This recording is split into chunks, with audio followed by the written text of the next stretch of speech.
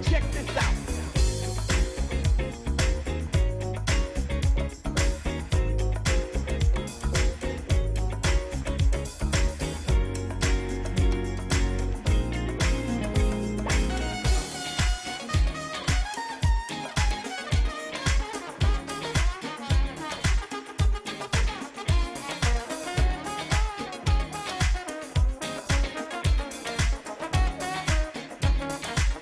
This is fresh.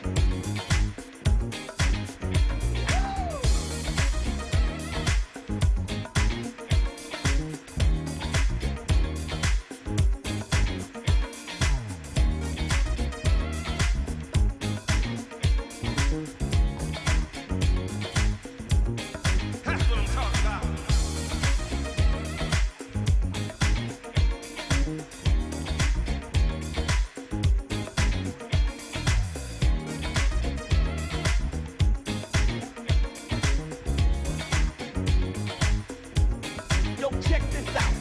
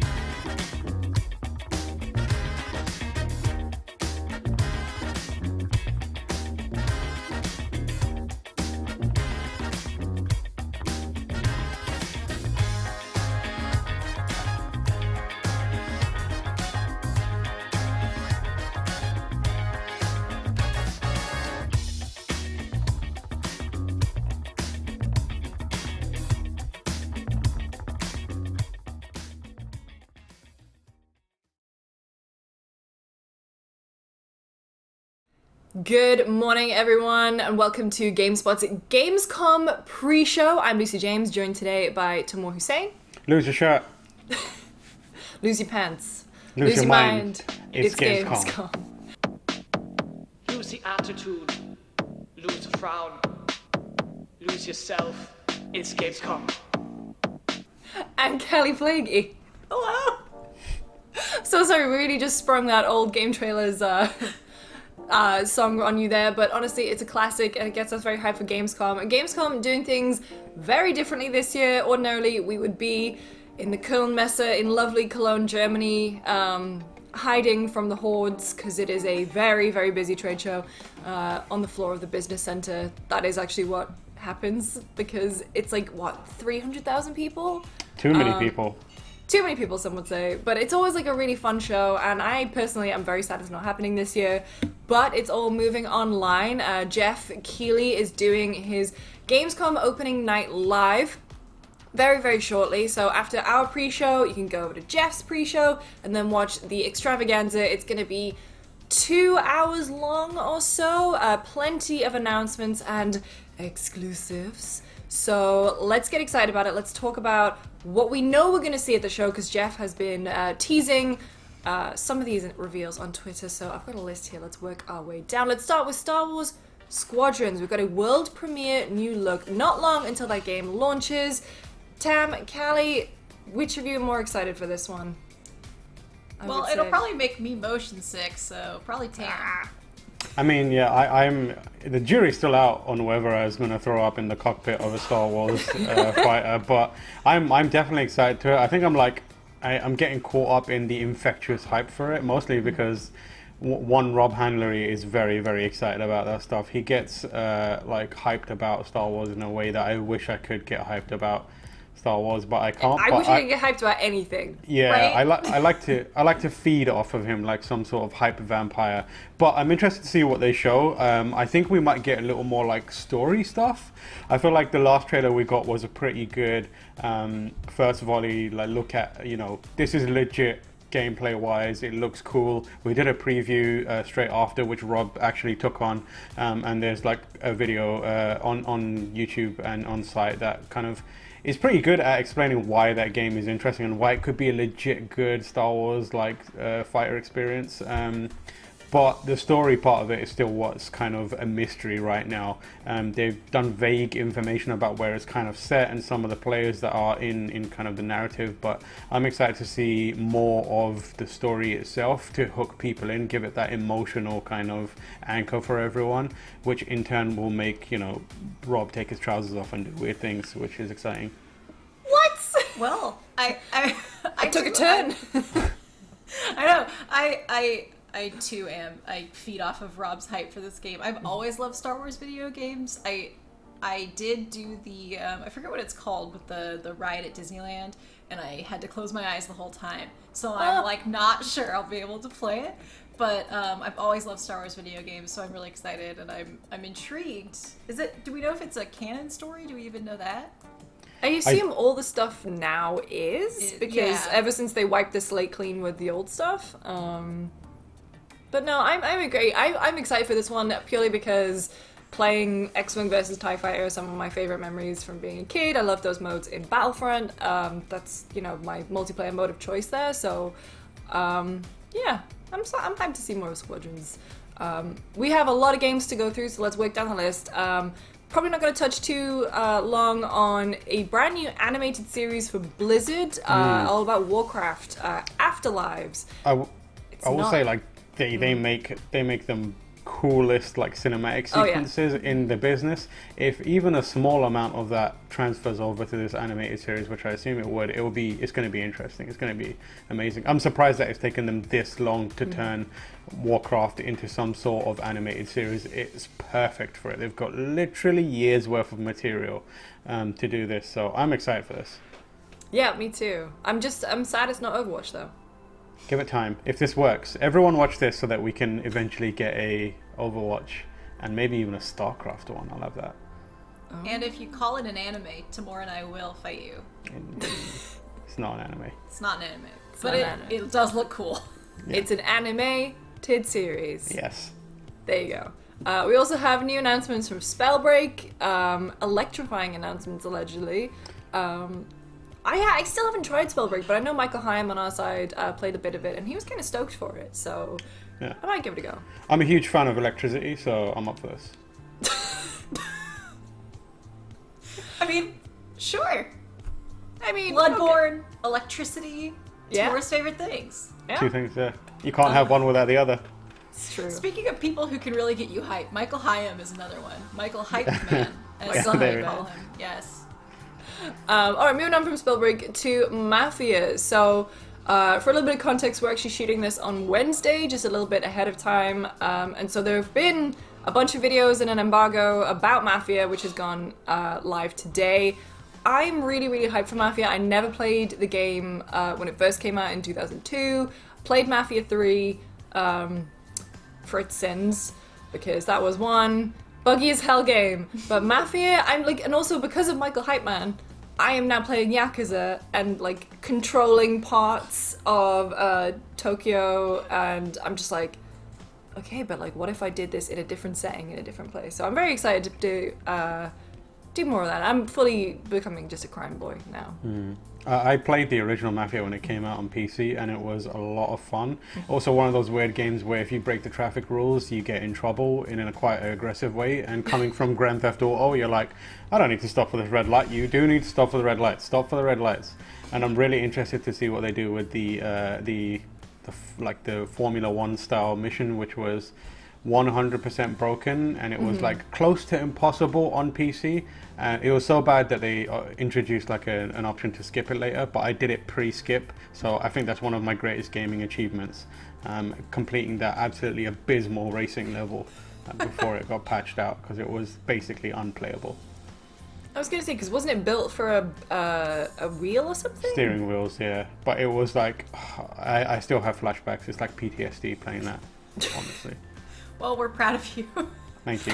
I'm one of those people that actually does follow traffic as to the best of my ability in GTA, because you know, I have problems, and so I'm actually really excited. I've never played Mafia, and it's one of those games that I've always wanted to return to, and I always like when a game gets a definitive edition or a remaster, because it's like an opportunity to revisit it without having to go back to those janky moments.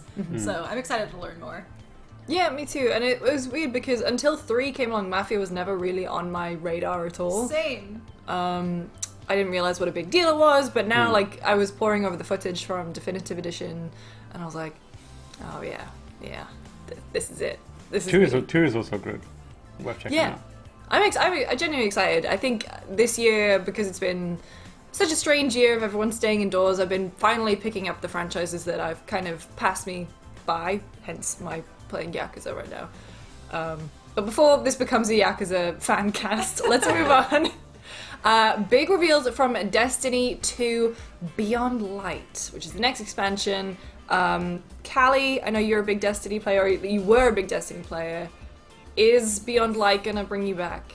I'm very intrigued by it. Because, you know, a big part of Beyond Light is retiring that old content to make room for new content. I mean, Destiny 2 has become massive since its release, and there's, you know, like, I was never a big raider. I mean, I've done the raids, but like, that was never, I love the shooting in Destiny. I like kind of the loop. I find it relaxing, and I really liked Gambit. So there's like specific things I really like, and things that I never really mattered to me, and a lot of those things are being retired. So like the Leviathan raids being retired.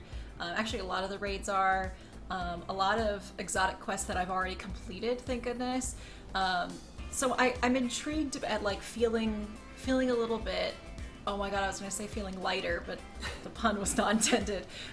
Feeling less pressure to complete all of those old quests and raids and doing all of that and being able to start fresh, because I do feel like I've gotten so behind in the months since I kind of lapsed playing Destiny 2. But the thing that intrigues me a lot actually is the new like elemental power, stasis. Don't know anything about that. I hope we learn more about that, because I'm kind of curious. Like, we know a lot about what's retiring, about like the setting. We know some of the setting of Beyond Europa, Light. the icy tundra. And that's another thing, is like a lot of locations are getting retired. Yeah. So there's a lot that we know that's going away. I want to learn more about what's coming. So stasis is one of those. Like, I play Hunter, so I want to hear how that works into Hunter abilities. I want to hear what my jump's gonna be. I love my double jump, my triple jump. So yeah, I guess for a Destiny player, you do want to get those like granular details a lot of the time. That's not really like Gamescom's not really the place for granular stuff. That's usually like on Bungie's blog. But I'm expecting some mood setting. Hopefully they don't kill any characters this time. That would be nice. They killed their best character for some reason. I'm still upset. But yeah, it's interesting. It's definitely interesting. Mm-hmm. Tam, I know you played a bunch of Destiny 2 as well. Are you gonna dip back in? Yeah, I think I'm probably going to jump back in. It's been a long time since I got into it. I'm interested to see how they approach like vaulting content, because like Kelly said, that's the main thing that they want to do.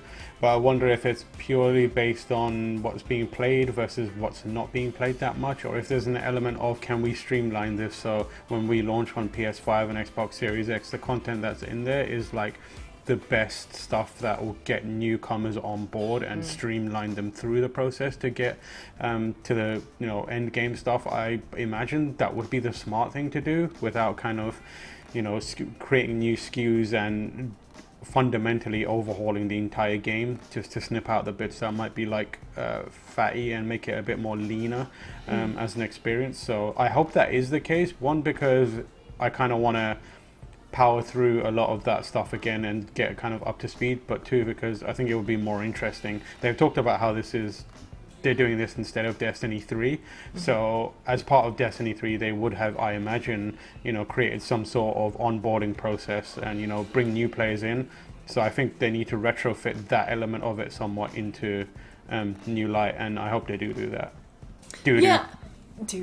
No, I'm the same. Like, I played a bunch of Destiny 2 on launch, and because I lapsed with it, I just feel so out of the loop, and so I feel like this is probably the best time for me to jump back in, and I'm excited to see more of Stasis as well, just a little bit of variety. So let's move on from Destiny. Like I said, we're recording this on Wednesday, so we don't actually know what Call of Duty has revealed today. I mean, we know that it's Call of Duty Black Ops Cold War. There's going to be another look at it in Opening Night Live. I'm like cautiously optimistic about COD Blops Cow. Sorry, anyone from Activision who's probably hating that acronym already, but Call of Duty Black Ops was like my COD, and this is gonna be, I know this is a direct sequel to COD, to Blops 1, which is just getting me all kinds of excited.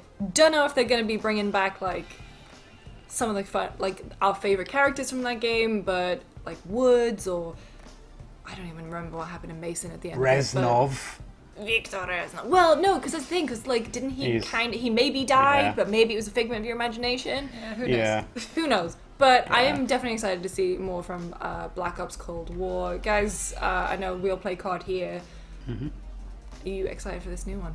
I think by the time this goes up, there'll be a bunch of content available on hit video game website GameSpot.com around Call of Duty Black Ops Cal.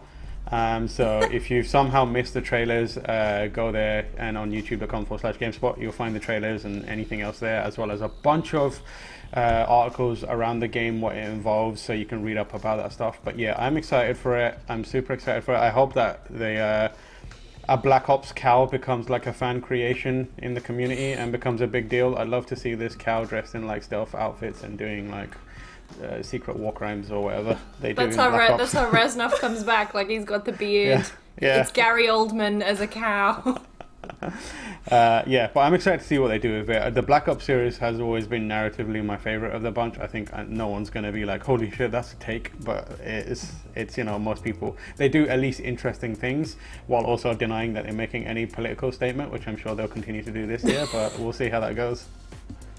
Yeah, I mean, I really like the Black Ops series. For some reason, I played a ton of Black Ops 3 multiplayer, and I got really into Warzone. There's just like little things I pick and choose from Black Ops, but I think the storytelling is really interesting. I really wish they would commit, like Black Ops 3 like almost talked about PTSD and then shied away from it, but it sounds like maybe there will be more story things. The thing about the Cold War, right, is that it's called that because of the lack of actual conflict. So I find that really intriguing. I want to know more about how that actually works.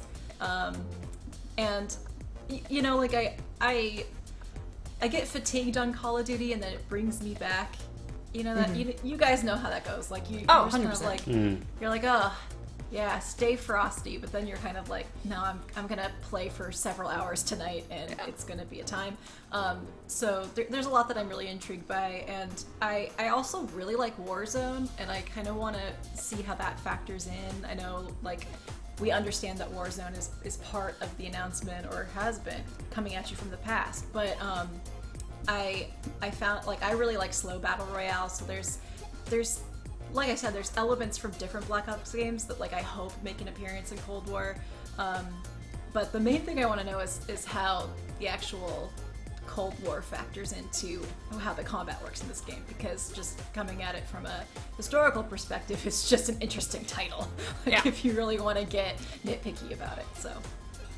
All right, let's move on. Doom Eternal. So The Ancient Gods Part 1, which is a campaign expansion for Doom Eternal, came out this year. This year has felt, well, like it's gone on for an eternal amount of time.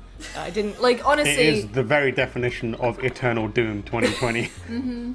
I genuinely, when I was, like, looking at all the announcements and stuff that have been teased for Opening Night Live, I was like, oh my god, Doom Eternal was this year. So... It was, huh? Oh god. Yeah, it was March. It was the same day as Animal Crossing. So, to put my cards on the table, I never finished Doom Eternal because, honestly, I was at a point where it was a bit too stressful for me because everything else is going on. But I did really enjoy it, and actually, because of the accessibility options, I could play this one. Unlike Doom 2016, which I could not play because it gave me intense motion sickness. Ancient Gods, though, I was watching like the little teaser trailer. It does look very interesting. I don't know if it's enough to get me to go back into Doom, though. Did either of you guys play Eternal? Tam, I know you did a bit on Xbox. Yeah, so I had the Xbox version. I played that and it made me feel a bit sick, but I just recently got the PC version, so I'm gonna hop into that because there's a little more like features that you can mess with to reduce motion sickness, so I'm gonna try that. But I'm excited to know that after, because I liked what I played mostly. I feel like it was perhaps overreaching in what it needed to do to be a bit... The levels were very, very long. Yeah, very long and unnecessarily elaborate. Like, I feel like, I'm not gonna say like they don't understand what made the original version of not version of Doom, but last time they released the new Doom reboot good. But like, what I liked about it was like short, sharp, punchy, like incredibly high octane action sequences, and now I'm like, do I really need to be swinging from a pole and trying to double jump across the mouths of hell? I'm just like, I could do without that stuff. But once it gets into the actual fighting and the combat and the kind of that movement, it's really cool. So knowing that there's more of that out there, and I do love the melodramatic like hell shit that they're constantly doing. Yeah, so it speaks to your goth soul a little bit.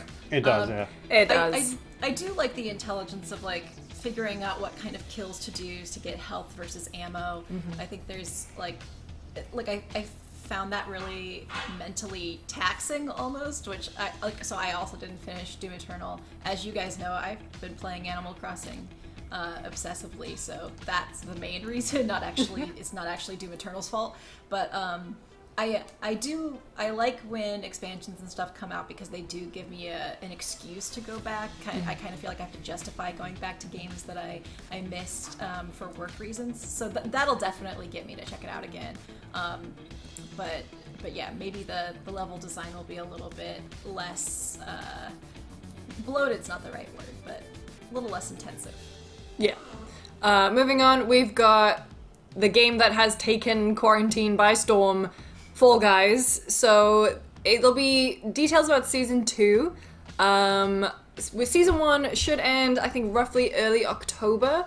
So I'm like, and today they announced that they've had 7 million players.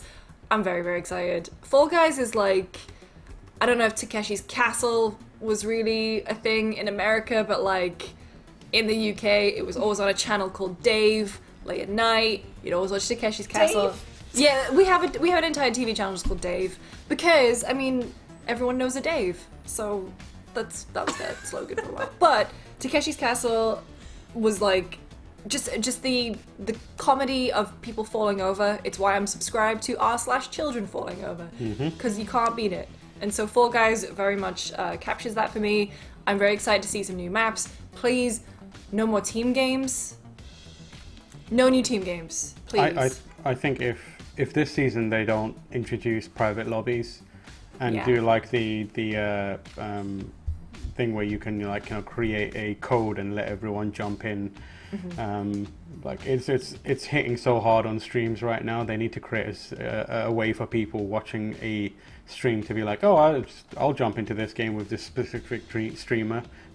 I'll be very surprised if that doesn't happen very soon. Oh yeah, and I think as well, you've seen the momentum they've had with getting other developers to put cosmetics in Fall Guys, that people are jumping at the chance to do it. I wouldn't be surprised if we saw new collabs maybe being announced or teased. But I'm very excited for them. I'm very happy for Mediatonic as well, a small developer based in the UK, and Fall Guys is just taking the world by storm. Fun fact, one of the first games I reviewed for GameSpot as an intern was a Mediatonic game. Really? I cannot tell you what it was called. It was like monsters jumping across platforms or something like that. Some really old one. Oh, Well, God. We've all come a long way. We have. Mediatonic. Alright, we don't have long left before we go over to the opening night live pre-show. So, well, this is the pre-show.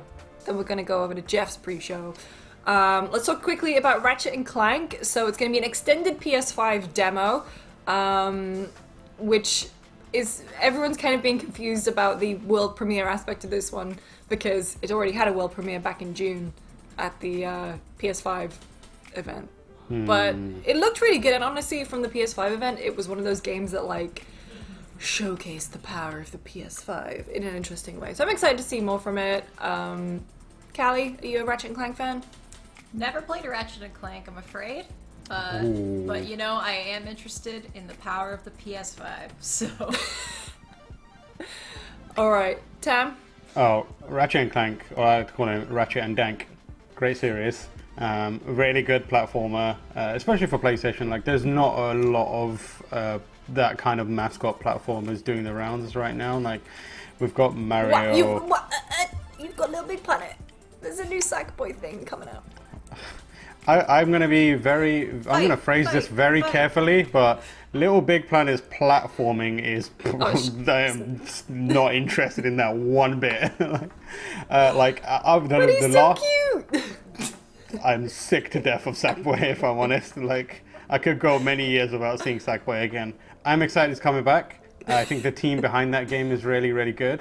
But like, outside of Mario, like, Astro Bot is the best platformer in quite some time. But Ratchet & Clank, always really creative, really interesting. I love that they're bringing that game back for the PS5. I think that's going to be the main thing. There's people out there who are genuinely just excited to see Ratchet & Clank back. They've got a new Lombax character. So that's interesting for a lot of people, but I think a lot of people will be poring over the footage to see what they can extrapolate about the PlayStation 5 specifically.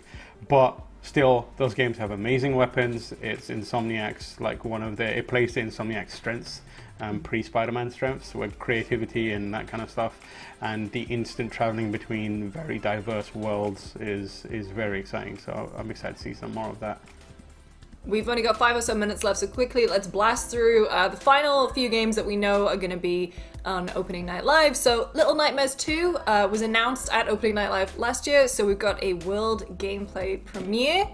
Tam, I remember you going to see this at Gamescom. It was really interesting, and like it still is. Like that original game it's like a little rough around the edges, but like it's a fairly small team making it, Tarsier Studios.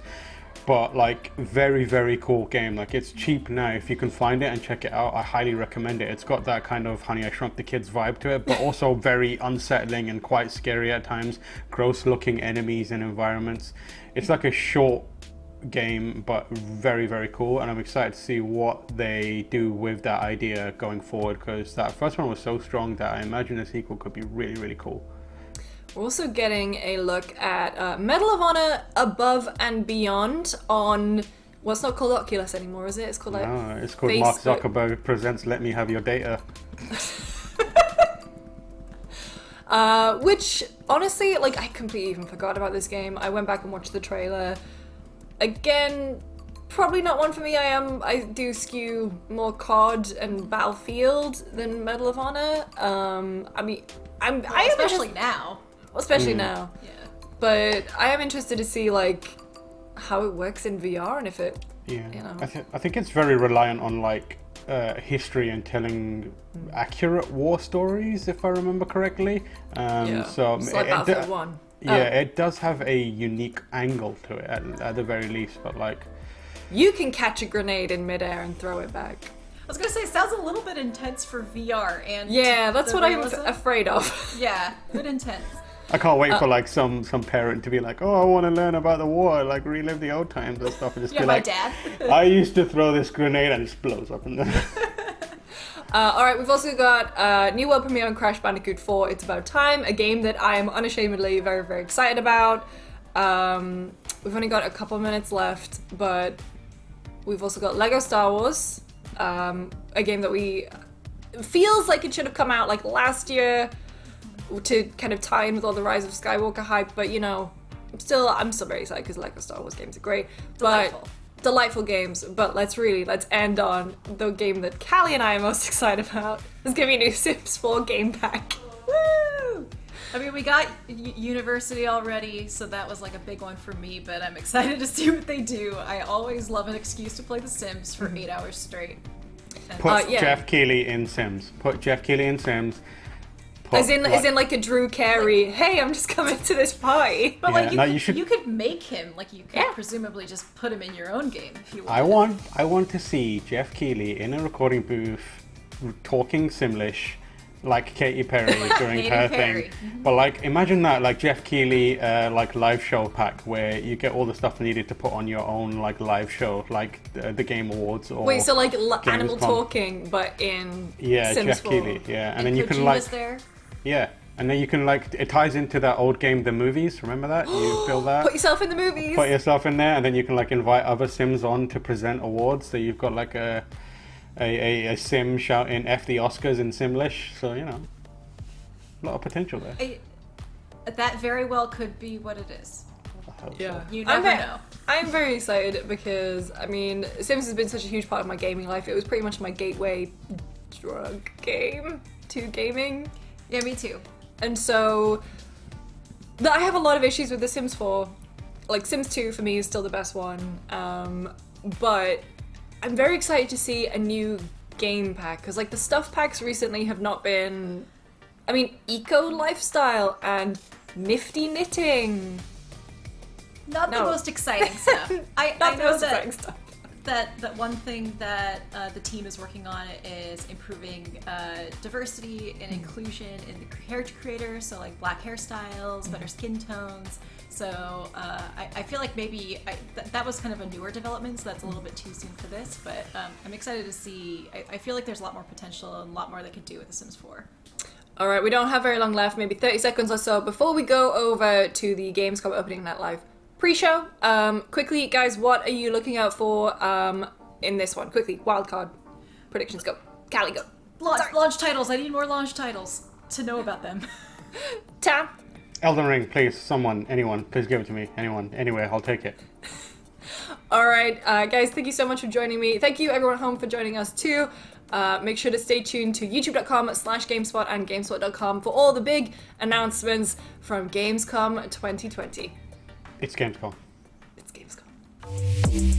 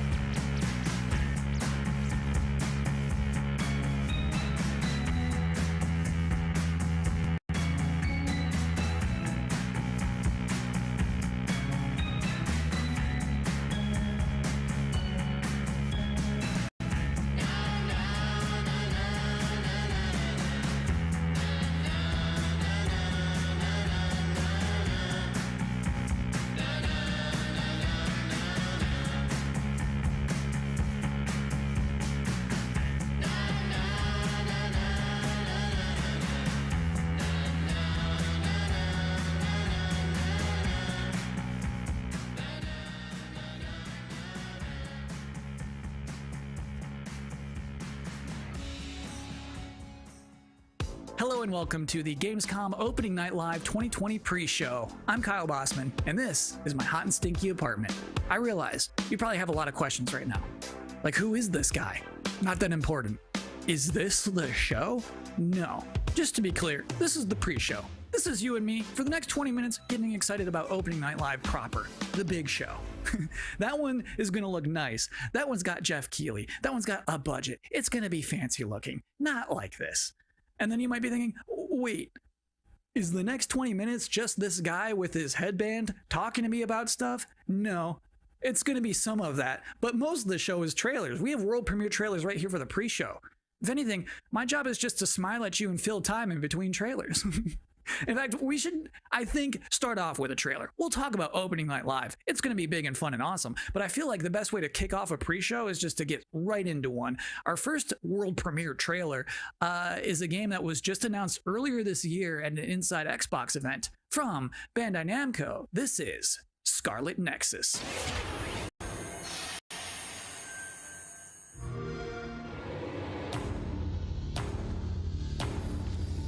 Have to be prepared for anything. Intruders were just detected.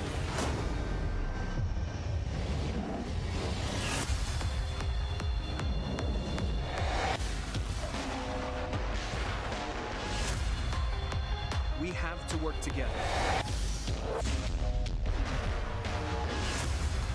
Or the world will be destroyed. We have so many different powers. Let's do this.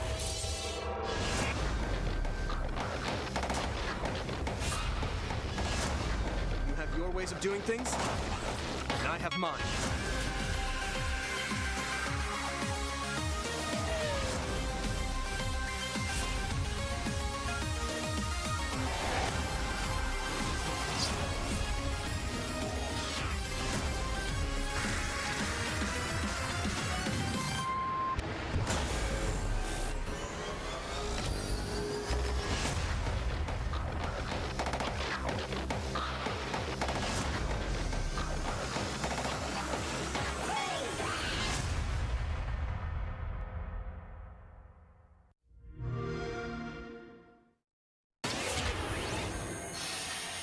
If you're just now joining us, this is the Gamescom Opening Night Live 2020 pre-show.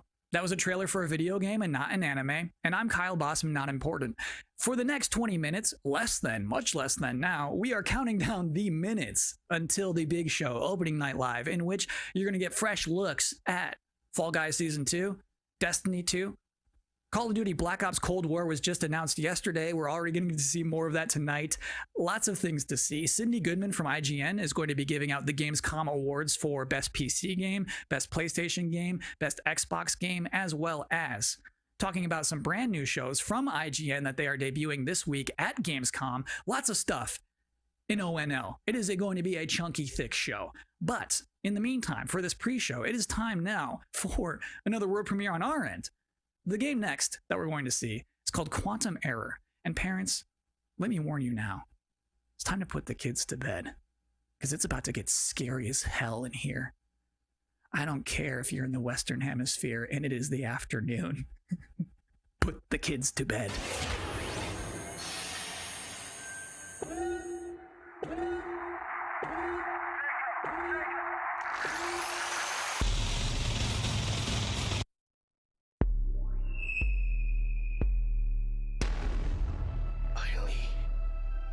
We did it.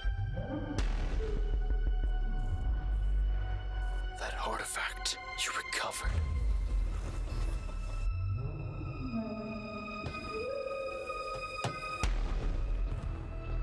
Held the answer to all our questions.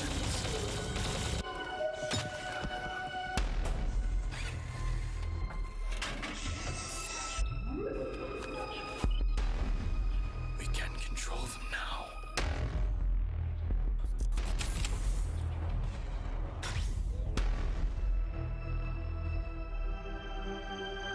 Use them to travel the stars.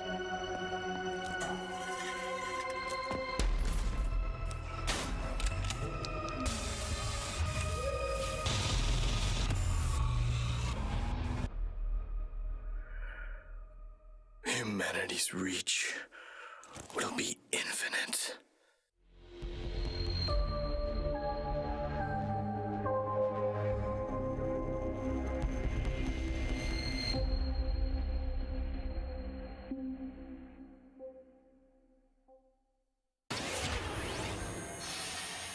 We've got a lot more world exclusive trailers to go, more pre-show to go, an interview with Geoff Keighley. Next up, we have a car brand synonymous with racing and innovation and a key partner of Gamescom for years, Ford.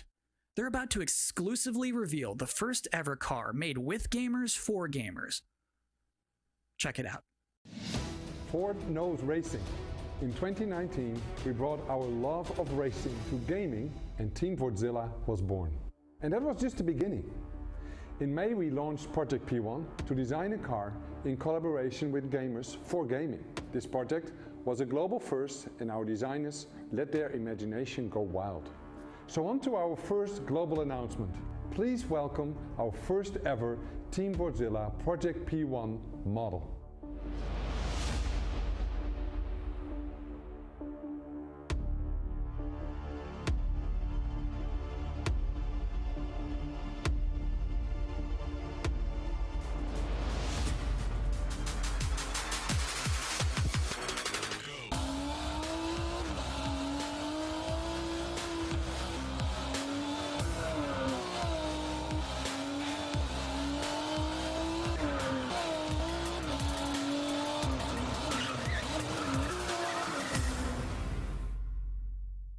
And now our second global announcement. You got us so excited with Project P1 that we are now committing to make a real-world version of this groundbreaking car.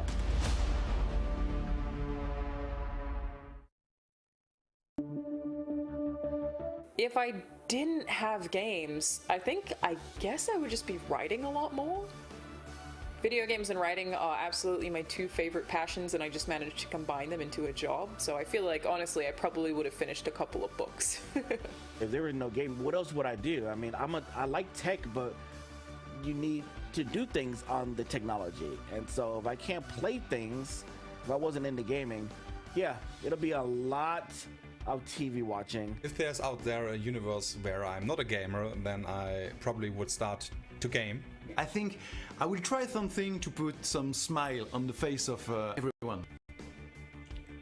I would watch a lot more movies and read more books and get bored. Welcome back to the Opening Night Live pre-show. This is only the second year of ONL existing, but I think it is safe to say that this year's will be unconventional. So to tell us what to expect from the show this year, please welcome Geoff Keighley. We are now joined by Geoff Keighley, host and executive producer of Opening Night Live. How you doing, Geoff? I'm doing great, Kyle. How are you? I'm doing okay. So back in April, Gamescom said we're going digital this year. When did you start thinking about ONL and how that's going to look? Well, we knew last year we were going to do another ONL this year because it was a big success, but yeah, we had no idea what format it was going to take. Normally we are in Cologne. This year we're doing it from Los Angeles, but Gamescom came to me and said, we definitely want to do ONL. It's a digital event for the whole world, so even if we don't have something physically in Germany, we still want to do this show with you. And I said I was doing Summer Game Fest, and maybe we can bring all these things together to create this grand finale for the show. And all summer I was really hoping to do a show that was a little bit bigger than I've been, broadcasting from home here for many months. And I wanted to do something with kind of a set and a little bit of spectacle to it, and bring the whole industry together. And that's what we're going to do. So is it going to be just as long as a regular show? Yeah, we have like 2 hours of stuff to show folks from across the industry. Like the big stuff, the biggest games out there like Call of Duty, and then a lot of really, interesting titles. Of course, we're going to have some amazing next-gen stuff in the show, and Fall Guys Season 2, which has, become a thing over the past couple of weeks. So it's really fun to have like the big and the small and the surprises and next-gen all blended together. But yeah, it's a full-blown show, 2 hours. Is it going to be just back-to-back trailers, or are you going to do some interviews and demos? you will definitely see trailers. You will see some extended gameplay demos of some titles as well. There will be a few interviews with a couple of developers. We've got some special guests. And one thing I will say kind of right out of the gate is that this is not sort of wall-to-wall shock and awe announcements of new games similar to last year at Gamescom. We have some really big updates on games that fans are excited about and meaningful, but the kind of big surprise announcements, we have a few things in the show, and we have lots of great things planned for the Game Awards. But similar to last year, this is really a showcase of like big holiday games coming next year that you know about. So I would tell people to set their expectations to be really meaningful updates on existing games versus blowing you away with surprise shock announcements. Great. Geoff, I'm personally looking forward to the show. Well, me too. It's been really fun to build this, but even working with our team, it's been challenging to do things safely in the era of COVID, and it's meant a lot to me that Gamescom has said we still want to do this show, and I think for all of us in the industry, we want that big showcase. So I'm just really excited to honestly leave home, do have a set, and you'll see we've got screens and lights, and it's. If we do it right, we're going to hopefully create that magic moment that we haven't felt this summer, right? And a lot of the events this summer have been pre-taped, and they've been great and lots of cool game info, but I really wanted to do something live with a lot of energy to it. So if we do things right, that's what people are about to see. Very cool. Good luck with everything. Thanks, Kyle. Thanks for hosting the pre-show. I'm doing my best. So just so we're all on the same page about what just happened, that was basically an interview with my boss using questions that I mostly already know the answers to. So considering all that, I think that went pretty well. Next up, we do have another world premiere trailer, baby. Vroom vroom honk honk for Dirt 5.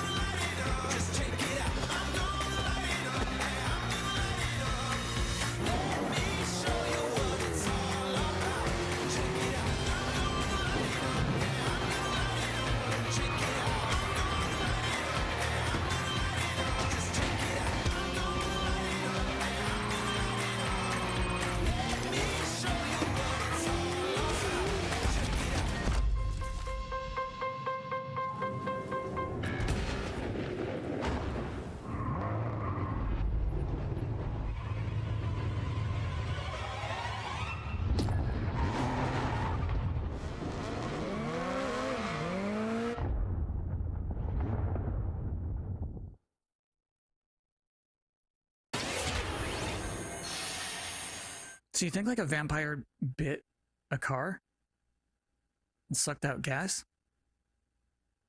To be continued.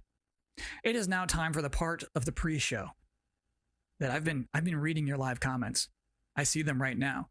Everybody's blowing up, demanding Kyle's 10 reasons to be excited for opening night live. Well, let's kick it off. Reason number 10 to be excited for opening night live 2020, feeling excited for next gen again. Number 9, Geoff Keighley wardrobe reveal. Number 8 reason to be excited for opening night live 2020, Destiny trailers are usually pretty good. Number 7, it will mean this pre-show is finally over. Number 6, Call of Duty Black Ops Cold War. Number 5 reason to be excited for ONL 2020, Shadow Drops. Number 4, Fall Guys Season 2. Number 3 reason to be excited for ONL 2020, actual gameplay from a mysterious PlayStation 5 exclusive. Ooh. Number 2, everything else in my life sucks right now. And the number 1 reason to be excited for opening night live 2020, Geoff Keighley said it's gonna be good. we have one final world premiere trailer to show off, and this trailer is an announcement of a Switch version of a popular game from 2018 that can only be described as Dinosaursy. Enjoy.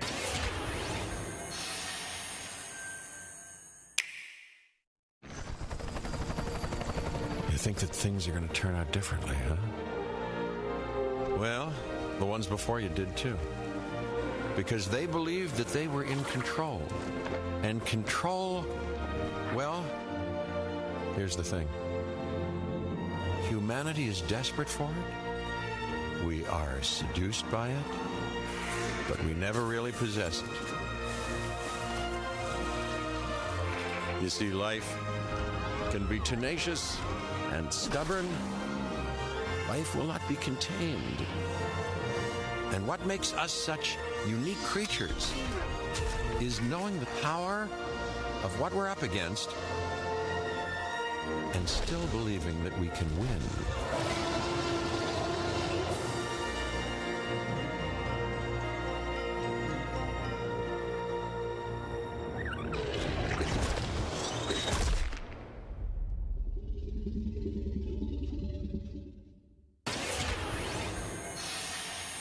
That's it. That's all we have for you in this very pre-show. Please be excited for the actual opening night live, in which you'll see some Destiny 2, you'll see Fall Guys Season 2, you'll see Black Ops Cold War, that mysterious PlayStation 5 demo, some things we've probably never heard of before. I think it's going to be a very good show. I'm personally excited about it. Me!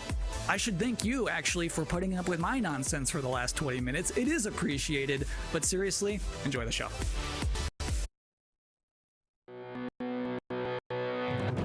So what's the plan? Time to take control of our world. When we feel out of place, disconnected, and divided, there are always repercussions. Do we have what it takes? All right, I'm going in. To be heroes? What we're doing here could change things forever. Tonight, we bring the world together. You're with us now. We celebrate who we are. This is humanity's chance to repent. And what we are. I'm with you every step of the way. The future of gaming. Welcome to Gamescom Opening Night Live.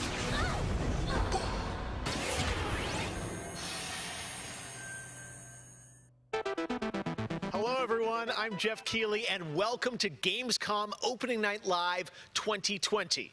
Now this year, Gamescom is of course a little different than normal, and I hope all of you and your families are safe and healthy at home. In 2020, games have comforted and connected us more than ever. And with the launch of PlayStation 5 and Xbox Series X later this year, games are only going to get better.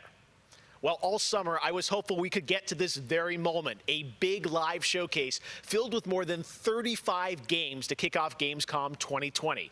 Tonight, you'll get a first look at Fall Guys Season 2 and an extended gameplay demo of Ratchet & Clank Rift Apart for PlayStation 5. Plus, we might have a couple surprises along the way, too. But before we start, I want to acknowledge and thank all the game developers, marketers, and publishers who have worked under challenging circumstances to keep us entertained. This show is nothing without them or my production team, and doing a show at this scale safely is not easy, especially when all of you at home have some pretty insane expectations. I hope tonight reminds you why you love to play games. And with that, we're going to move on to our first game, with a game that was just announced yesterday, Call of Duty Black Ops Cold War. And joining me is Dan Vondrack from Raven to tell us about the game and give you an exclusive sneak peek. Dan, how you doing? Good, Jeff. Thanks for having me here. This has been a dream project for us to work on from nearly the beginning of development. We knew Black Ops Cold War was going to be a direct sequel to Black Ops 1, and we loved the idea of returning to the pillars that built the Black Ops franchise: deniable operations, conspiracy grounded in history, and that shadowy world of paranoia. And we get to mix all those together, drop the player into the 1980s at the height of the Cold War, and it's really something that we know would feel relevant to today and also uniquely Black Ops. Well, you start playing with Black Ops, everyone wants to know characters. We saw yesterday in the reveal trailers, some familiar faces. So, Woods, Mason, break it down. How does this fit into the Black Ops canon? You said it's a direct sequel, so are we going to see a lot of familiar faces? Yeah, part of the fun in making this game was bringing back the iconic characters like Woods and Hudson and Mason and seeing how all those personalities mix with some of the new characters. So the campaign takes place in 1981, and we love that we've been able to have so many connections to the original Black Ops and really be that direct sequel to the game. Now, one thing that I'm really excited about this is you're pushing the storytelling in kind of a new direction with some branches and some options about how you play through the campaign. Can you maybe walk us through your thinking there? Yeah, one of the driving forces from early in development was to say, let's take this Black Ops thrill ride and infuse it with some player choice and some player freedom. Anything we can do to give the player a little more ownership over their experience. So that starts with allowing the player to create their own character for the Cold War campaign. They can name them and pick a military background and really pretend they are that Black Ops soldier that they want to be. From there, we wanted to take some of our missions and infuse optional objectives, multiple paths, and some player choice moments inside some of those missions. And it was fun to find that balance between the hard-driving Call of Duty action and these more non-linear experiences inside some of the missions. So with choice comes the player wanting to feel that impact. So some of those choices earlier in the game and some towards the end will actually shape the ending of the narrative of the campaign. All right, so multiple endings to this game. Yeah, absolutely, absolutely. That was one of the big things for us. It's like we love that Black Ops has always been willing to take risks, and we all know they did some of this in Black Ops 2. And with our story and with these features, we loved paying homage to those early Black Ops games. Oh, yeah, I remember the numbers. All right.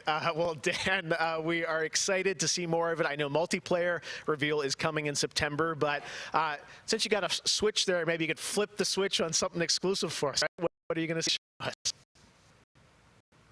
Yeah, absolutely. This is really exciting because this will be the first time we've done this outside the walls of the development studio.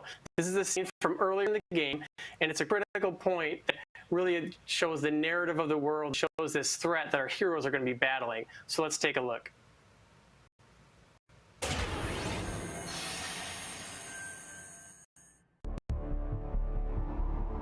(1943). Detailed information from the Manhattan Project was stolen from Los Alamos by the Russian spy known as Perseus. 1968, the Vietnam War. Viet Cong soldiers, orchestrated by Perseus, attempted to steal an American-made nuclear bomb from a U.S. firebase. 5 days ago, while on a mission, we acquired intel that Perseus is in play again and planning an attack on the West. Perseus. The CIA's analysts consider him to be the single largest threat to the free world. Mr. Hudson, we're all aware of Perseus.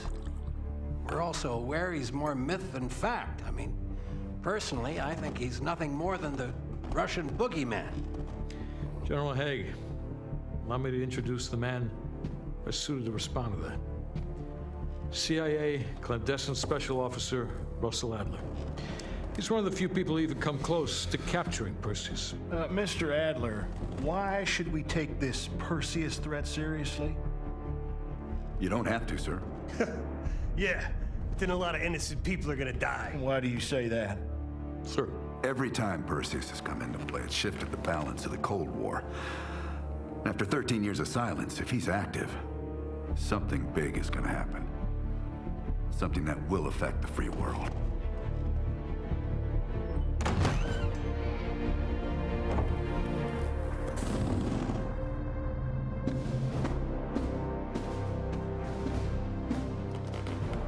Mr. President. Sir. Mr. President.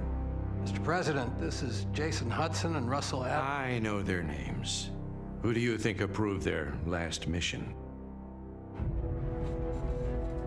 Is the threat real? Yes, sir, we believe it is. Can you stop Perseus?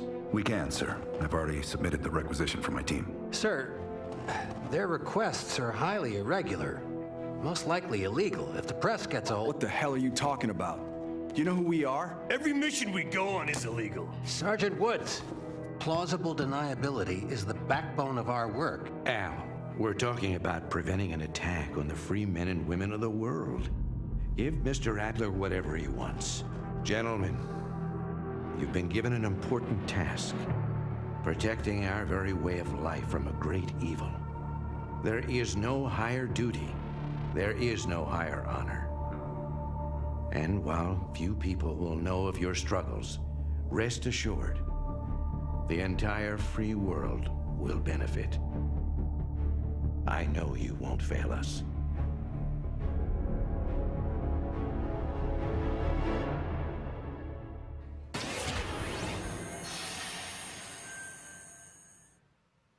Tonight, we have some new game announcements for you guys as well, including this one, a new next-gen narrative action-adventure game from Reflector Entertainment in Montreal. It's called Unknown 9. The game tells the story of Haruna, a woman raised on the streets of India and haunted by visions of her own death. Haruna struggles to understand her mysterious innate abilities to manipulate the unseen. Check out this first look.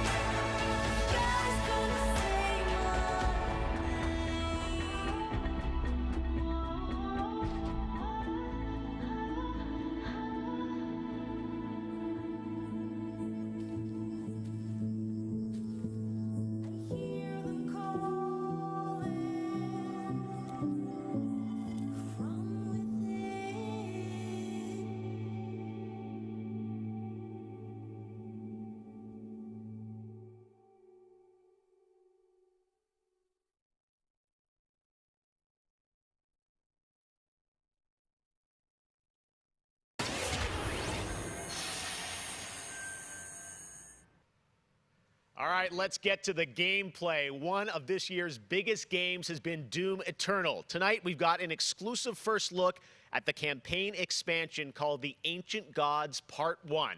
Check this out.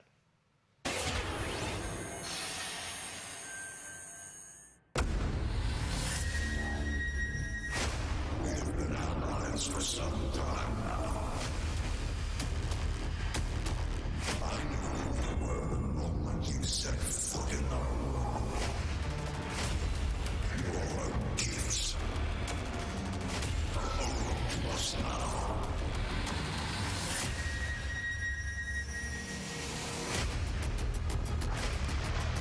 The Slayer has arrived. Please proceed with control, but assertive aggression.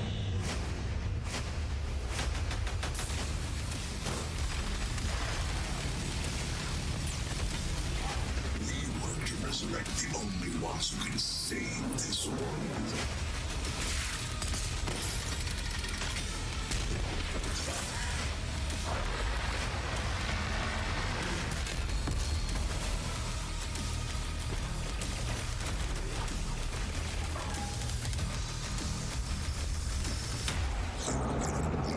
To serve the gods.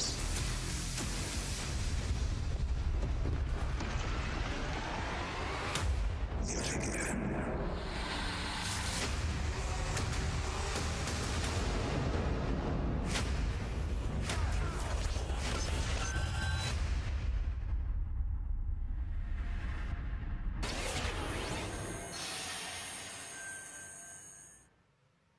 "2020 marks the 25th anniversary of a legendary game studio, BioWare. Tonight, Casey Hudson and the team wanted to give everyone around the world a little taste of what's next. Casey, over to you. Hey, Jeff. It's great to see you again. You know, 6 years ago, we were on the stage with you at the 2014 Game Awards, accepting the Game of the Year for Dragon Age Inquisition. And since then, we've been imagining new ways to use next-generation technology to bring the world and characters of Dragon Age to life. We're still in early production, but we thought it was time to give you the very first look at how BioWare's passionate team of developers are crafting this very special game.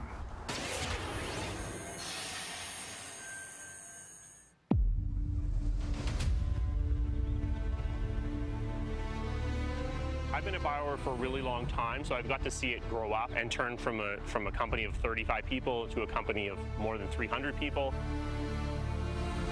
There's amazing people in the industry. There's amazing stories to be told with other people. I love that character so much. That's awesome. We're very experimental here at BioWare, so we're always coming up with new stuff.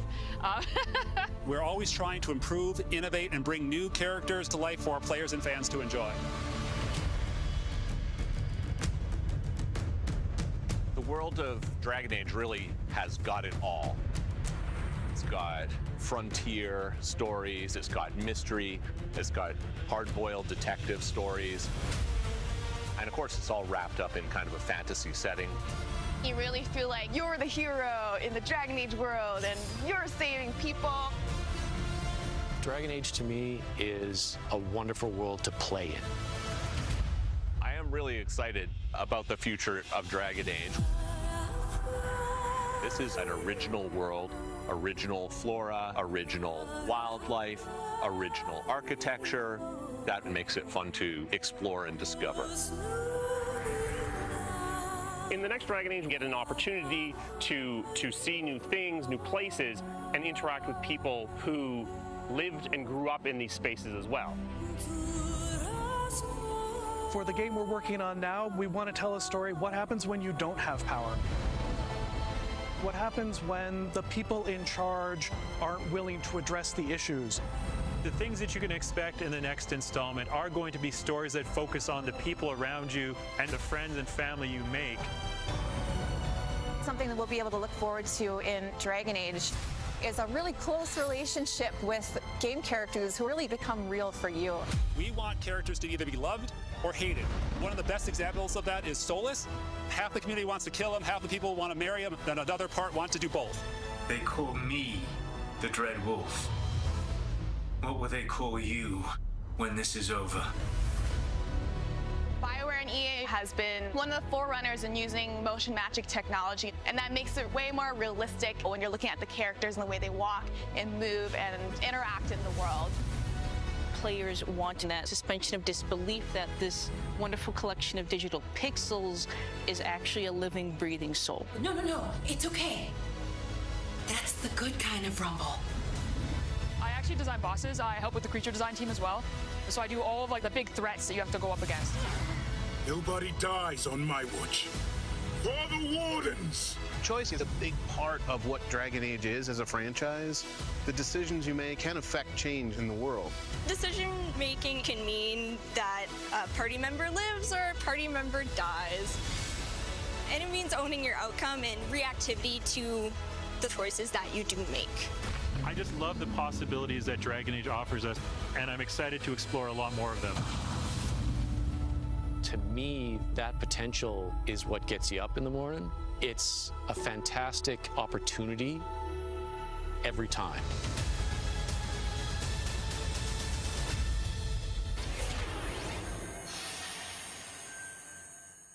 Next up, it's time for something special.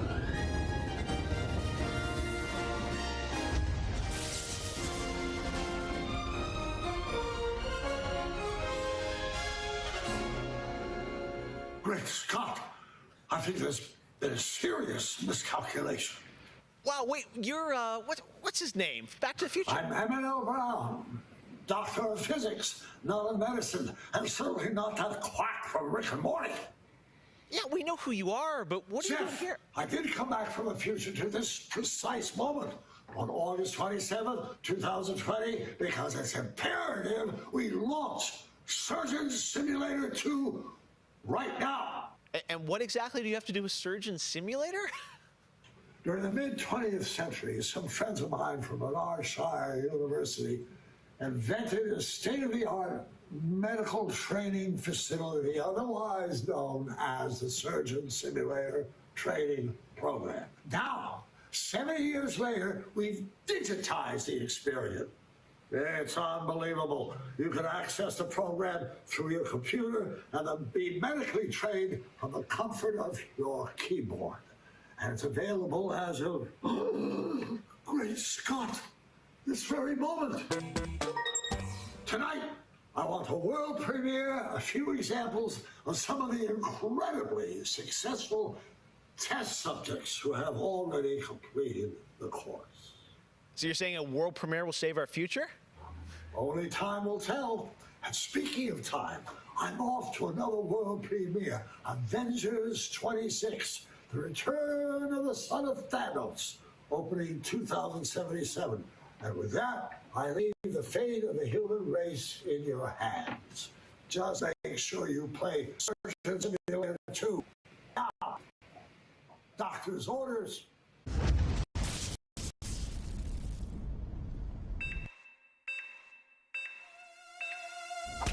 Put the arm, that's on his head! No!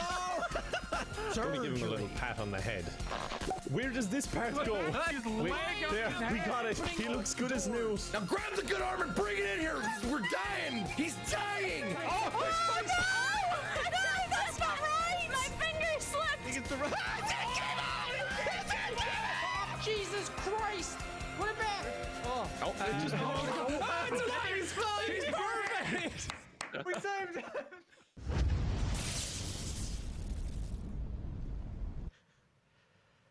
Doc Brown introducing Jacksepticeye playing Surgeon Simulator, only on opening night live. All right, well, if you thought that crossover was kind of crazy, wait until you get a load of this next game announcement that I don't think anyone probably saw coming. Check this out.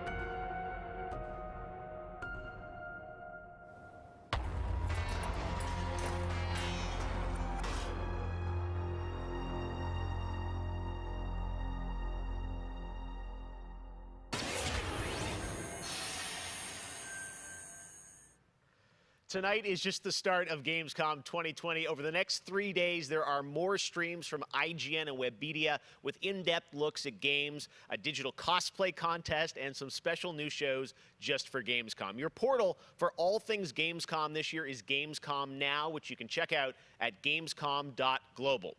Now, one game you'll hear more about later on IGN's post-show is this one, a return of two classic characters that I love. Check this out.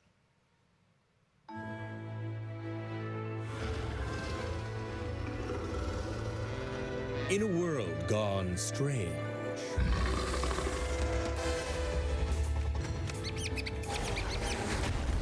one elite force stands against the darkness. But even they could use some help. Here, slip on this little beauty for effect.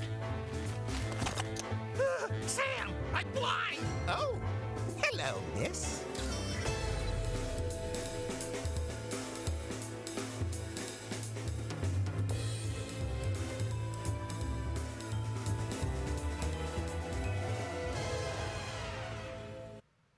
The return of Sam and Max. Yes. All right. And now it's time to say hello to my wonderful co-host for ONL from IGN. Please say hello to Sydney Goodman. Thank you, Jeff. What's up, everyone? I'm Sydney Goodman, and I am thrilled to be here. Gamescom is always such a fun event, and throughout the show tonight, I'll be telling you about all the different ways that IGN is involved in this year's festivities. But first, I have an award to announce. The winner of Best Nintendo Switch Game is Little Nightmares 2. Huge congratulations. Like I said, IGN is going to be here for all of Gamescom with great shows such as Gamescom Studio, where you can find me and my co-hosts for all day long games content, interviews, dev talks, and more. Plus, we have Gamescom Awesome Indies, the show with and for indie developers. That premieres Saturday, August 29th at 7 p.m. Central European Time, so be sure to tune in for more announcements and special guests. And now, let's go back to Jeff for our next big world premiere. Awesome. Thank you so much, Sid. We are so excited to see what's in the Gamescom studio and also Awesome Indies, and I'm going to be on the Daily Show tomorrow, so looking forward to that. All right, well, on to our next game. In the next World of Warcraft expansion, players will journey beyond the mortal world of Azeroth to a place where no living soul has set foot before. The Shadowlands, the afterlife of an entire Warcraft universe. The infinite realms of the Shadowlands are watched over by different factions, known as covenants, each holding dominion over a different aspect of the afterlife. And depending on how someone lived their mortal life, they may end up as part of one of these covenants when they cross over into the Shadowlands. Today, we're excited to give you a closer look at the noble and pure Kyrian Covenant from the realm of Bastion, who are charged with carrying the souls of the dead into the beyond. So sit back and get ready for the world premiere of Bastion, the first in Blizzard Entertainment's new 4-part series of animated shorts called Afterlives. Enjoy.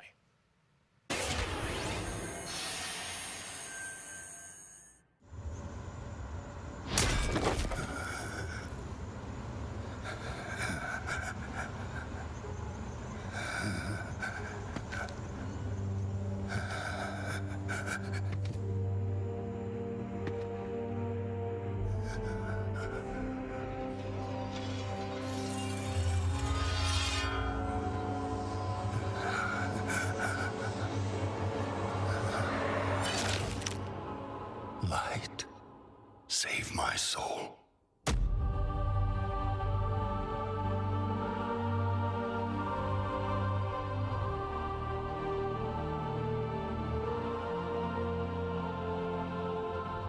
Uther. Where am I? Welcome to Bastion. You led a truly selfless life, and for that, you have been chosen. Chosen? To shed your mortal burdens and join the ranks of the Ascended, serving to ferry the souls of the dead unto the Shadowlands. I serve the light, and my work is not done. There is an evil that must be... There is no evil here. The darkness was sealed within the Maw long ago. You're wrong. He destroyed my home, murdered my people and my king. He must be punished. You are an aspirant now. You must accept your new purpose and purge yourself of this desire for vengeance. What I desire is justice.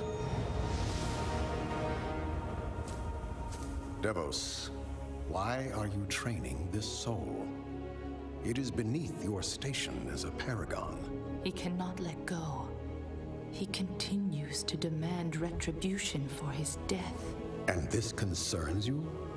Many souls take eons to ascend. Yes, but this one seems broken, Thenios. Unlike any soul I have seen. I have begun to wonder whether he was deemed worthy of Bastion. By mistake. Be careful, Devos. I would not let the Archon hear such a thought. In time, he will forget. Trust our ways. Trust the path.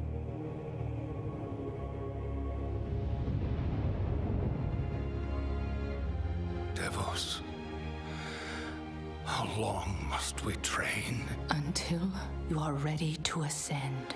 And what is keeping me from ascension? Nothing but the memory of your mortal life. How can I forget when I can still feel his blade? Your soul is wounded? Who did this to you? He was my student. He betrayed us all. Show me.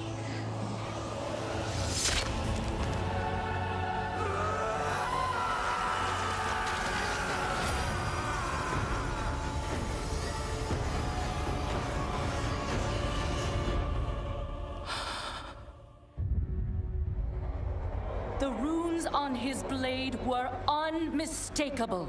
This dark agent runs free on a mortal world with the power of the Maw itself in hand. Our realm is imperiled. Impossible. The Maw is inescapable. You must return to the path. If he had purged his life, we never would have known of this calamity. The path is flawed. Enough!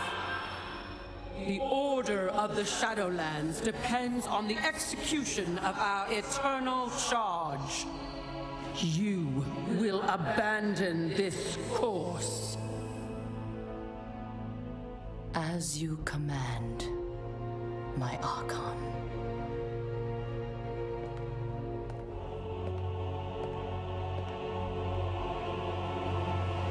Uther! The time of your ascension has come. I thought I was not ready. Do you wish to see him punished? I do.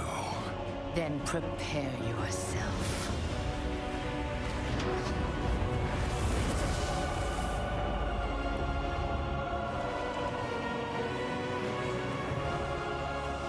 The moment he falls, we will claim him.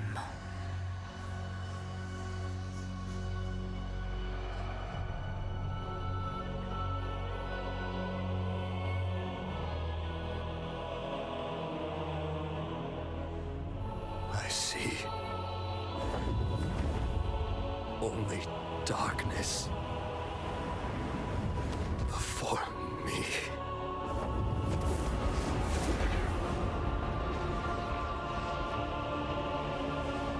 Now, cast him into the maw.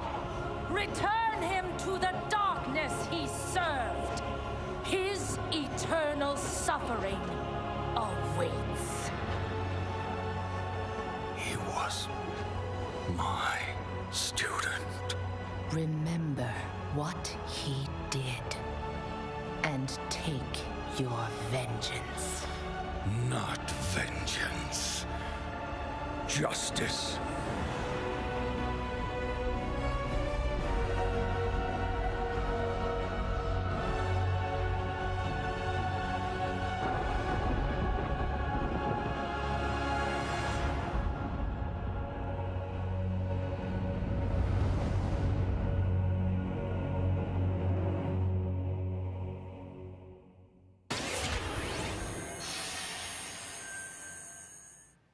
All right, hope you guys enjoyed that exclusive look at Bastion. Now, we know many of you can't wait to experience Shadowlands, and our friends at Blizzard want you to know the wait is almost over.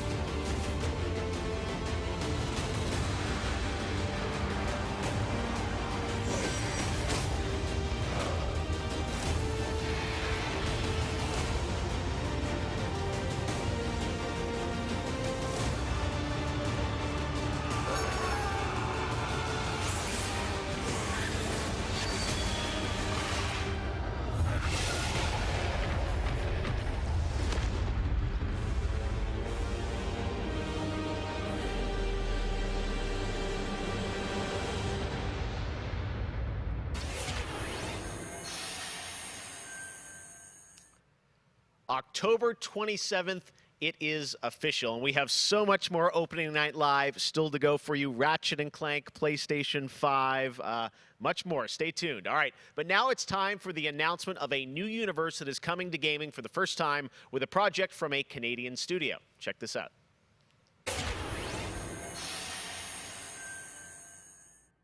They have returned. They corrupted, divided, conquered.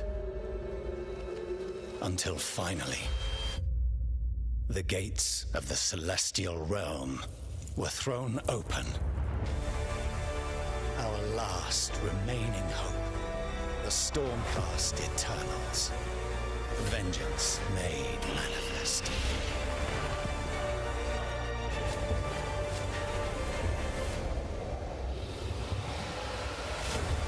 Unbound, unbroken, we will take back what the dead have ravaged.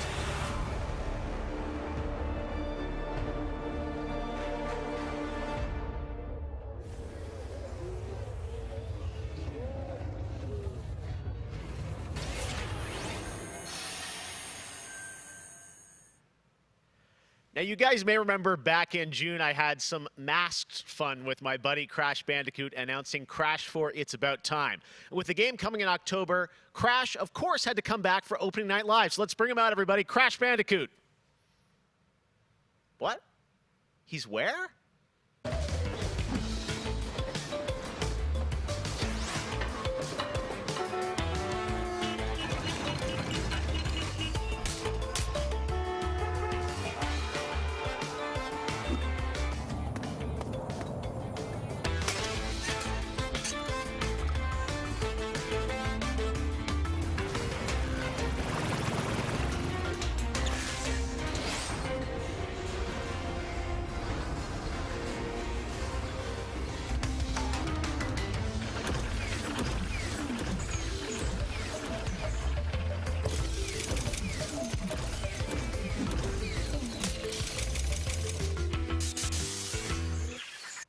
Crash apparently didn't get the memo about Gamescom. But to tell us more about what we just saw, I'm joined by Lou Studdert from Toys for Bob.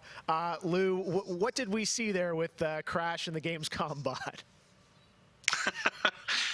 Apparently you saw him wandering around Cologne, but what he was hinting at was kind of our reveal of what we call flashback tapes, which are a brand new style of level that we are announcing here today. Okay, so how do these flashback levels kind of play into the overall Crash 4 narrative? Yeah, so the way that the flashback tape levels work is that they are kind of a peek back in time to the 90s when Neo Cortex was actually testing on Crash and Coco before the events of Crash Bandicoot 1. And they're kind of these devious puzzle rooms that we've made, and they're really hard and they're really awesome and they're super creative and we can't wait to get people's hands on them. Yeah, no, I got to play a demo of this a few weeks ago, and that was a challenge, so I can't imagine how nefarious these are. How are they going to be sort of integrated into the game? Are they optional, like offshoot stuff, or how do you get to them? Sure. So players actually have to collect the flashback tapes in the levels themselves. They're an object that they can pick up, and to actually pick them up, they have to reach them in the level without dying. It's kind of our homage to the death routes from the original trilogy. So players have to reach these objects in the level, pick them up, and then once they get them, they'll get access to these unique levels. So beyond the pure challenge, what other fun? How are these fun for players to kind of experience, and what do they get to do in them? Sure. So one of the things that we did was we actually used these as, like I said, puzzle rooms, really kind of fun, nefarious, devious ways for Crash to really express that pure platforming kind of aspect of gameplay that we know and love about the franchise. But then narratively for us, it was really cool to layer in kind of a unique perspective to the franchise. This is the moment when Cortex is really excited about the prospect of Crash being on his team, because Crash was originally created by Cortex, and so this is a weird point in time that's never really been explored in the games before. Awesome. All right, well, Crash 4, It's About Time looks phenomenal, Lou. We cannot wait to check it out in October. Thanks for joining us. Yeah, thanks for having me. Awesome. All right, well, we will be right back after this for more Gamescom Opening Night Live.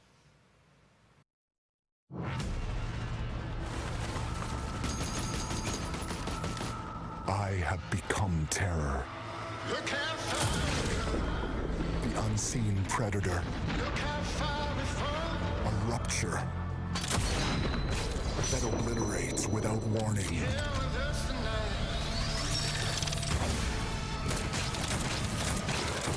Alone, the hordes of Enoch will fall before me. But together, this entire planet will fear us. The anomaly alters us, each in our own ways, yet we are drawn down the same road, into the dark heart of creation. 'Cause I feel the way you feel. Yeah, I kill the way you kill. We will find the source, whatever it holds, whatever it takes.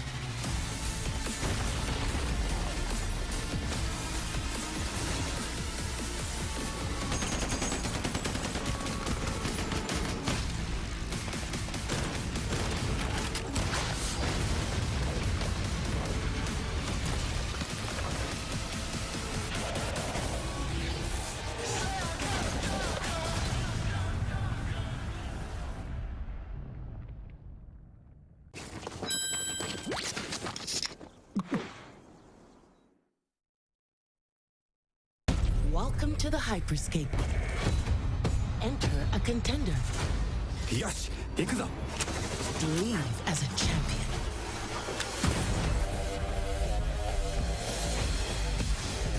This is it.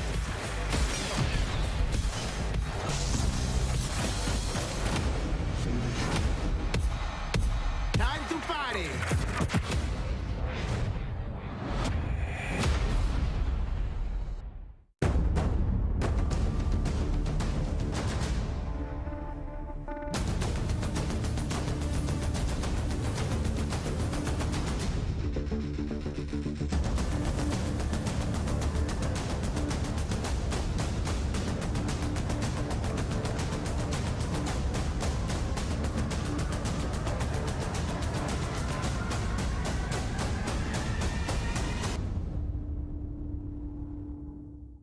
Welcome to Necromunda. I can see you're new here. Let me get you up to speed. The Underhive's named well. A sprawl of humanity suffering away like ants. Deep underground where we ain't causing trouble but are rich boys and girls, no matter how loud we are. And do we ever make some noise? Every Orlok says they could shoot the tail off a lashworm and they'd splash your head from 20 paces for saying they couldn't. I don't want to say immortal, but when their armor, blood, skin, and will are of iron, it's a potent combo. Why would someone like you want to know about an all-female gang of psychopaths, drug dealers, killers, cloners, and... Oh, makes sense. And Escher will cut you up just for the fun of it. Goliaths are big. That's it. Anything smaller than them doesn't deserve to live. And they're just as happy filling you with lead as they are smashing you to pieces with a power maul. Now, mixing that whole pot together in a place like this, you can imagine what happens. Chaos, gang warfare, for wealth, for power, hell, sometimes just for fun. So, think you're ready? Necromunda Underhive Wars comes to PlayStation 4, Xbox One and PC on September 8th. O futuro dos jogos, além de realidades virtuais extremamente fidedignas e realistas, eu acho que também se encontra em formas mais expressivas e absurdas, quebrando cada vez mais esses paradigmas de formato de videogame que a gente tem e sendo usado mais do que nunca como uma ferramenta de expressão artística. I envision the future of gaming to be quite bright and quite online. The next generation of console will clearly allow AAA and indie developers to build more creative-driven games that I hope will cover more diverse subjects. I want to play all kinds of stories about people and places, both real and imagined. I want comedy games, I want autobiographical games. I really want to see what people can do with the medium. Pro futuro dos games, eu vejo uma evolução, obviamente, gráfica, mas eu vejo ainda mais evolução na inteligência artificial e na maneira com a qual a gente interage com os games, tudo em busca de experiências mais imersivas.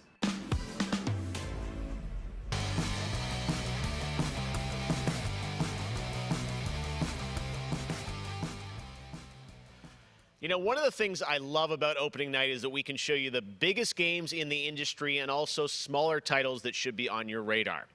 So pay attention to this next game. It comes from a team of 2 in Sweden, Tuxedo Labs. Over the past 3 years, developer Dennis Gustafsson has built his own game engine to realize his vision for a fully destructible game world. What he's building has absolutely blown me away, so I asked Dennis to prepare a special trailer just for tonight. I hope you're equally inspired by the ideas in this next game. Definitely one to watch. Teardown.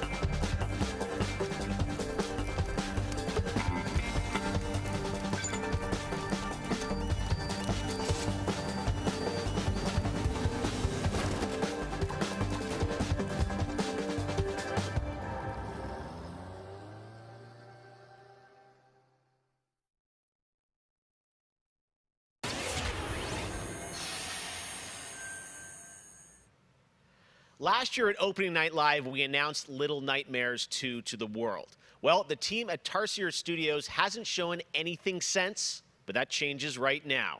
Here is a first look at the gameplay of Little Nightmares 2, which is coming next February, with more to come throughout the week at Gamescom, including a live demo on Gamescom Studio tomorrow.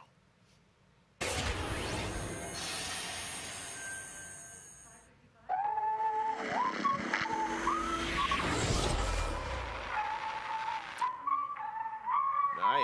All right, thank you.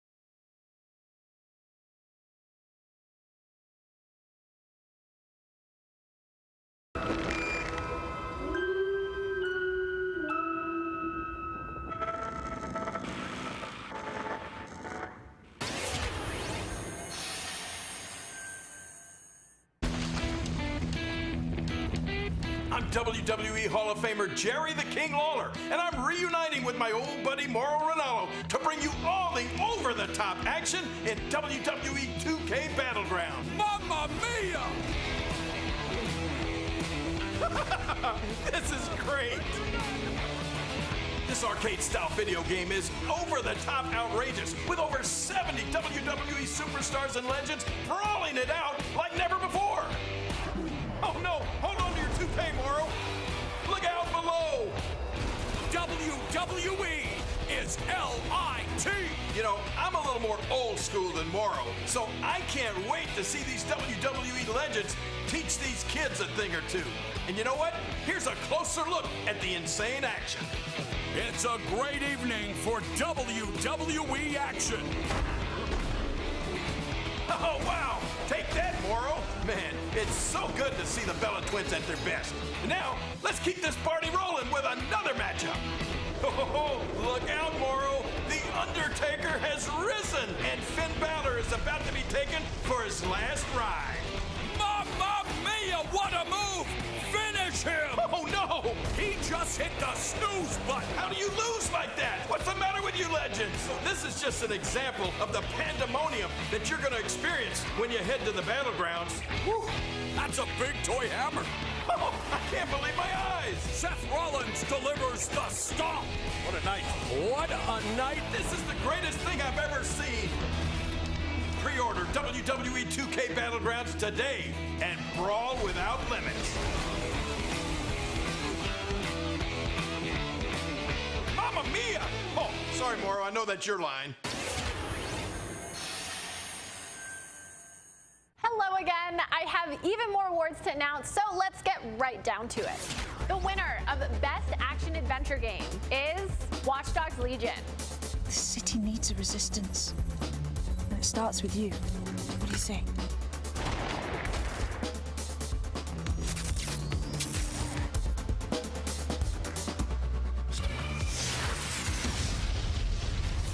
I'm the perfect shot. The winner of the Best Action Game is Star Wars Squadrons.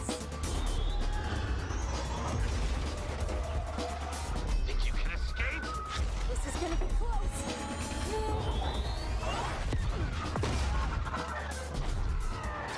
The winner of Best Multiplayer Game is Operation Tango.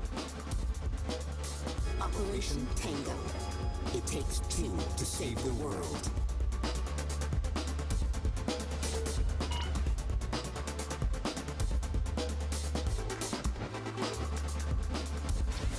I used to be an explorer. The winner of Best Indie Game is Curious Expedition 2. Did not believe what I had witnessed. It was time for the world to learn my name. Congratulations to all the winners. As I mentioned, IGN will be here for all of Gamescom with great shows and new ways for you to get all your gaming news. Check it out. Gamescom 2020 is the heart of gaming, and you can keep to the beat right here on IGN. We've turned the single biggest show in gaming into 5. Gamescom Now is your virtual show floor with up-to-the-second live coverage. Gamescom Daily Show, Gamescom's first ever late-night talk show. Our Gamescom Awesome Indies Show, the freshest deep cuts in indie gaming. And finally, the Gamescom Best of Show, including the Gamescom Award. Gamescom 2020 is available on IGN and wherever you stream Gamescom Now. And now it is time to talk about that Best Action Game winner, Star Wars Squadrons. This is a new immersive space combat game from Motive Studios that delivers the ultimate Star Wars pilot fantasy. We've missed those. In Squadrons, you'll suit up and fly for both the New Republic and the Galactic Empire across intense 5v5 multiplayer battles, as well as an all-new, authentic single-player story set after the events of Star Wars Episode 6, Return of the Jedi. Today, we'll get a glimpse at what Squadron's story has to offer by taking a brief look at one of the single-player missions featuring some light narration by the Motive team. Let's check it out.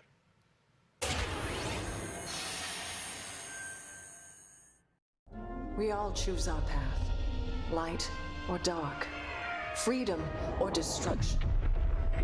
The Empire chose to destroy Alderaan in order to spread fear and douse the fires of rebellion. But the heroic pilots of the Rebel Alliance have chosen to keep fighting to show the Empire that we are not afraid. It was their bravery that ended Palpatine's reign and brought about our new republic. However, the Empire lives on, shattered though it may be.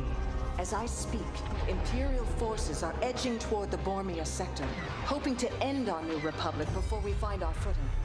As their empire collapses, they try to tighten their grip. But the galaxy is changing, and you can be a part of it.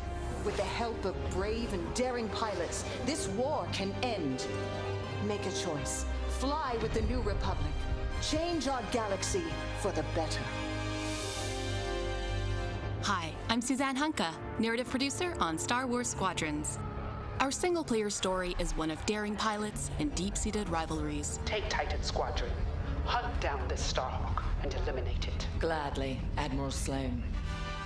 Over the course of the story, you'll fly as two pilots on opposite sides of the war. And, like all modes in Star Wars Squadrons, you'll have the option to experience every mission fully immersed in VR. Wedge Antilles, Rogue Squadron. I hear you're the reason I was able to finally get a comm through. Today, we're giving you a glimpse of an early Imperial mission behind enemy lines. One of our spies, Agent Thorne, has discovered vital intelligence on Project Starhawk. Your mission is to extract her from an orbital outpost above Hosnian Prime. Behind enemy lines, you'll have to eliminate perimeter defenses. The outpost is defenseless. When you've secured the area, you will escort the Gladius to the outpost, and our extraction team will acquire Agent Thorne. Once Thorne is secure, reach your Gozanti cruisers and return to the Overseer. Cover our escape and escort us to the jump point. We have Republic corvettes inbound. Move, Titan! Ladies, change course and keep Agent Thorne safe. Titan 3, take out those fighters. Understood. I'll handle it. You have my thanks, Titan Squadron. No time to celebrate. Move on.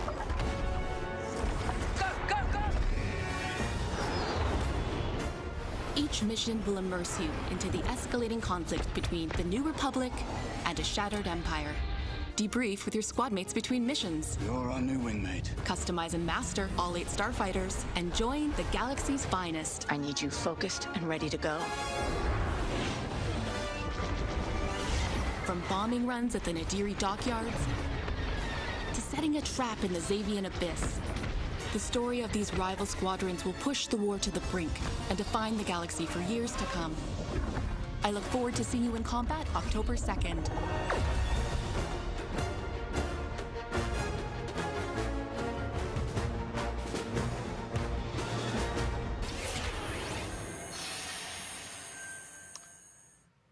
That is not all EA has to share from a galaxy far, far away today. At Star Wars Galaxy Edge, you can enter the world of Batuu, where you can visit Oga's Cantina or jump into the Millennium Falcon on a run to Smuggler's Cove. It was this incredible adventure at Disneyland Resort and Walt Disney World Resort that inspired the Sims latest game pack. Check this out.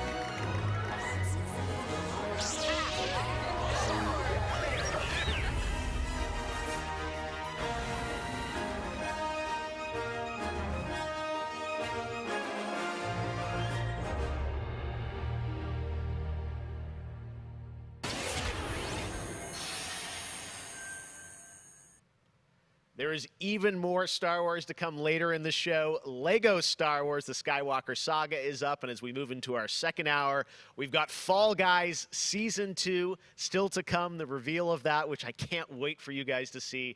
And of course, a gameplay demo of Ratchet & Clank Rift Apart for PlayStation 5. But right now, you might remember this next game from Annapurna Interactive from last year's Microsoft E3 event. And today, I'm excited to share a new announcement from the team. This interactive thriller about a man stuck in a time loop is one of this year's most intriguing indie titles, and now they've added an absolutely all-star cast to the game. Here's a whole new look at 12 minutes.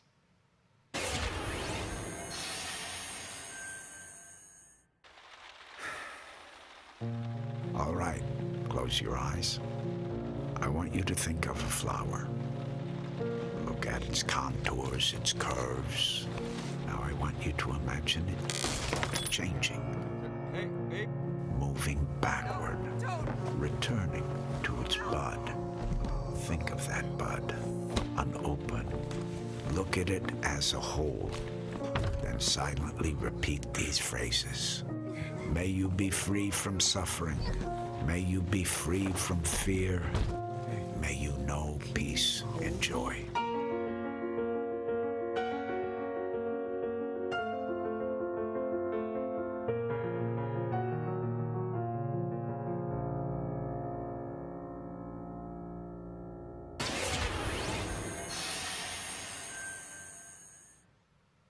That's going to be a really special indie game. So glad to announce that here on the show.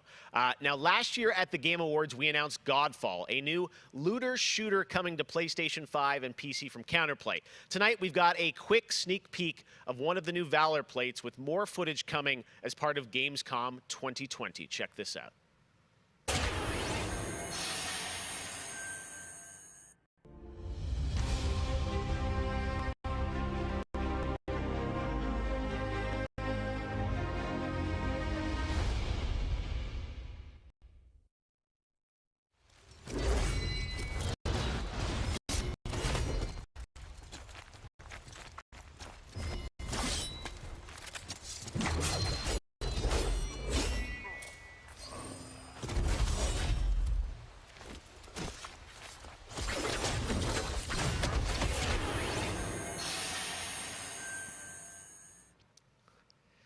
We have much more O&L to come. Exclusive looks at Lego Star Wars, the Skywalker Saga, Fall Guys Season 2. Wait until you see what the Mediatonic guys are up to, and so much more. But first, I'm sure you saw that earlier this week, Heart of Deimos, Warframe's newest expansion, was released on PC, Xbox, and PS4. And today, it's also on Switch, all platforms. Here's a look at the Heart of Deimos. Expand, explore, tear the veil asunder, subvert new territory to our sovereign will. But that was what it wanted too. It raged unchecked through metal, bone, flesh. Life. We are infested with it.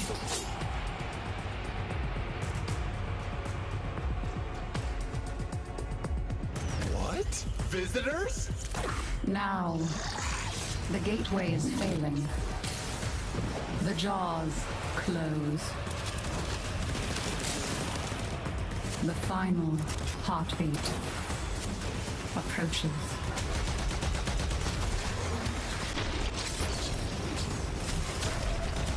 We tried turning it off and on again.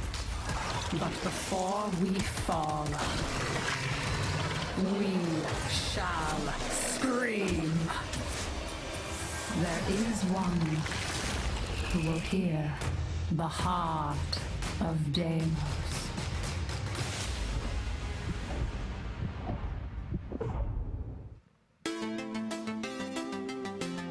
So many people have been discovering or rediscovering video games during lockdown, whether it be older people or bored teenagers or middle-aged parents who suddenly find they have to do something together with their kids.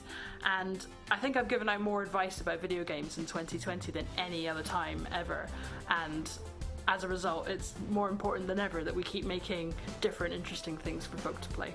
A pandemia pela qual a gente está passando tem sido um período difícil a todos. Então, nesse momento, eu acho que a gente precisa lembrar de mostrar mais empatia, demonstrar mais amor, mais carinho e saber que a gente vai sair dessa juntos. Vai ser difícil, mas isso tudo vai passar. I hope everybody gets healthy and safely through this coronavirus time. Care about other people and wear your masks. Jogos são, na minha opinião pessoal, a forma de arte mais incrível de se expressar. Eles englobam tudo: música, arte, escrita, e você tem a chance de controlar e vivenciar essas experiências você mesmo. É mágico, é maravilhoso. Jogos são por amor.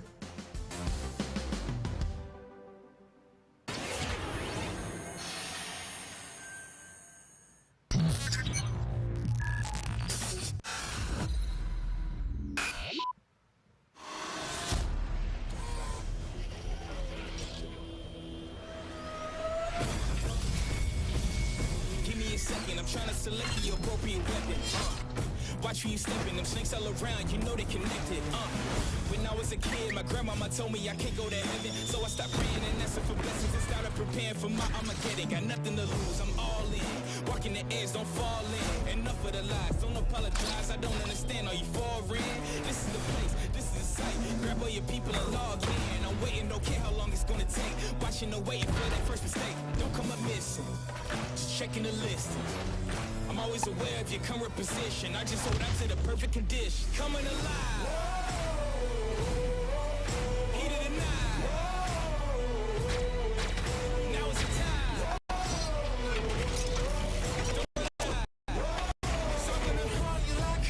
Coming alive. Heat of the night.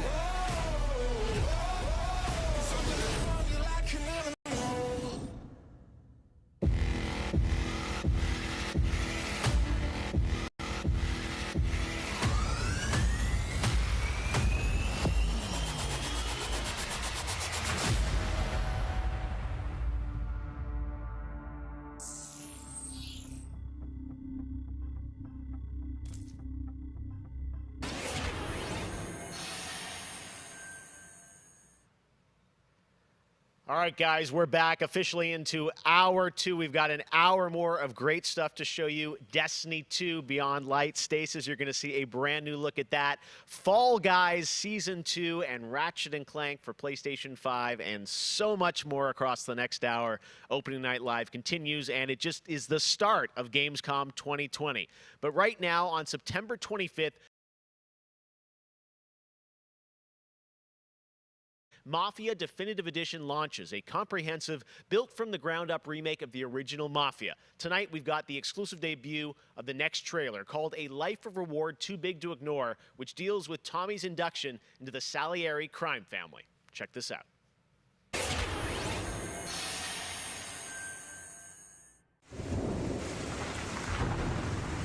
All these guys in this room, they're here because they have the only thing that matters to me. The only thing that should matter to any of us. You know what that is, Tommy? They're loyal. That's right.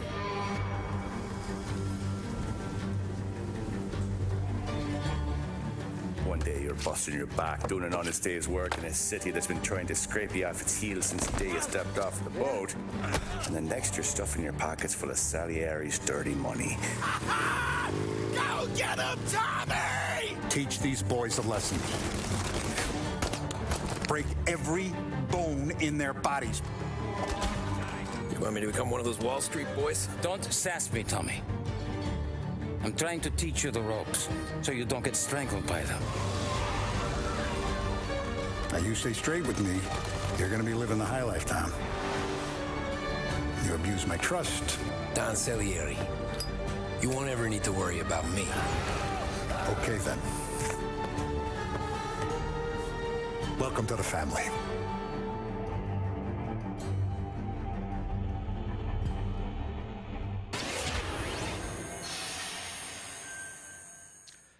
Next, we're going to introduce you to a turn-based multiplayer strategy FPS from a team in Montreal, Canada. Lemnis Gate is coming in early 2021 and has a unique mechanic built around a 25-second time loop. Check this out.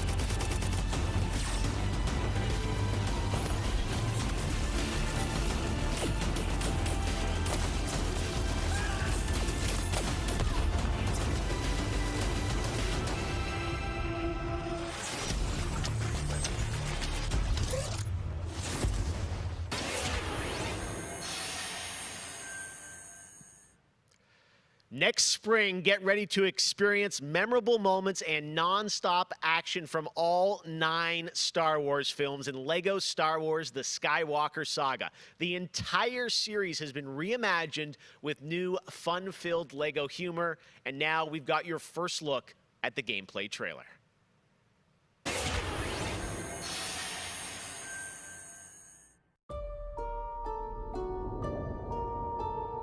I want to learn the ways of the Force and become a Jedi like my father.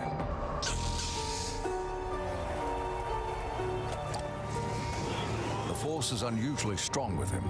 That much is clear. Twisted by the dark side, young Skywalker has become. Help me, Obi-Wan Kenobi. You're my only hope. That boy is our last hope. No, there is another. I'm from the Resistance. Your sister Leia sent me. We need your help.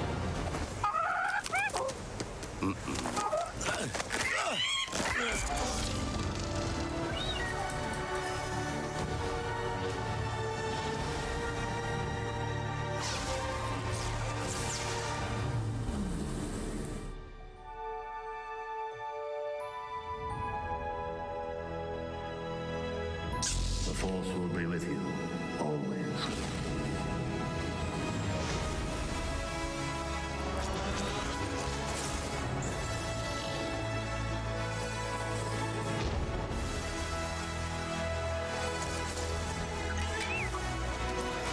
Punch it! Not him, the Falcon.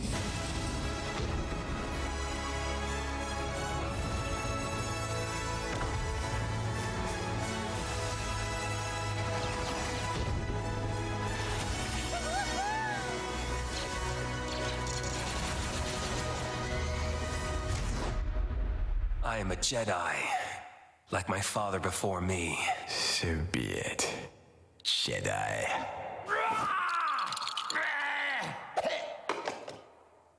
Huh?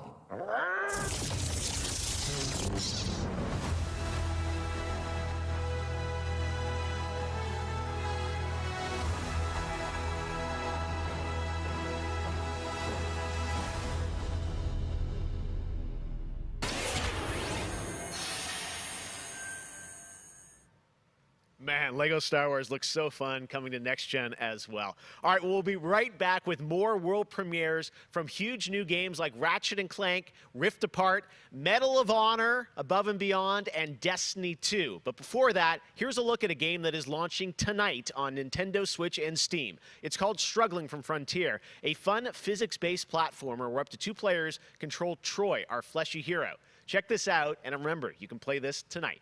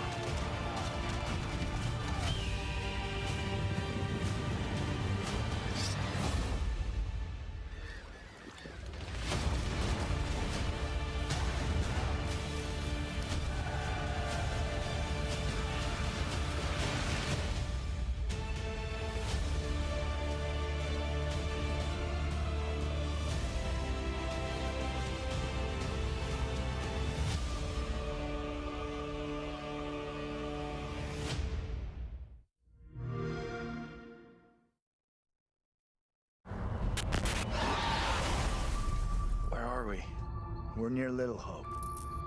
Did you hear that? What more proof is needed that the devil walks among us in Little Hope?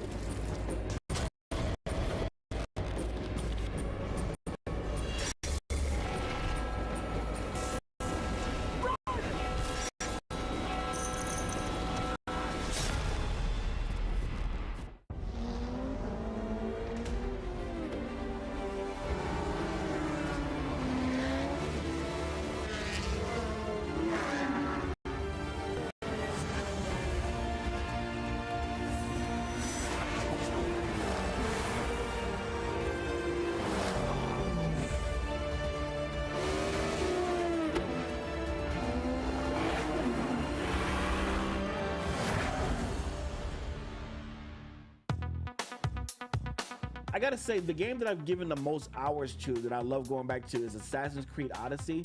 I have to say, since Origins came out, this new reboot of Assassin's Creed, so to speak, that was my first time getting into it, and I have put almost 400 hours into Assassin's Creed Odyssey. At the moment, I enjoy to play Fall Guys with my friends. It's very funny, easy to learn, but hard to master. I have a few games that I binge play, games that I return to every year. Halo, the entire Master Chief Collection, is really a big one for me where that's concerned. But I also still just casually binge Animal Crossing, and I've been doing that basically all year. I haven't put down Animal Crossing since I downloaded it. I find the daily repetitive rhythm so soothing and predictable. Although, much like my house, my island is still a complete tip. Up next, we have the award for Best Microsoft Xbox Game. And the winner is Tell Me Why. Congratulations to Don't Nod Entertainment. Well, after a big day of Gamescom events and announcements, you'll be happy to know that IGN is going to help you digest all that info with Gamescom Daily Show, where you can get all the daily highlights and a late night show experience from gamers for gamers. Back to you, Geoff.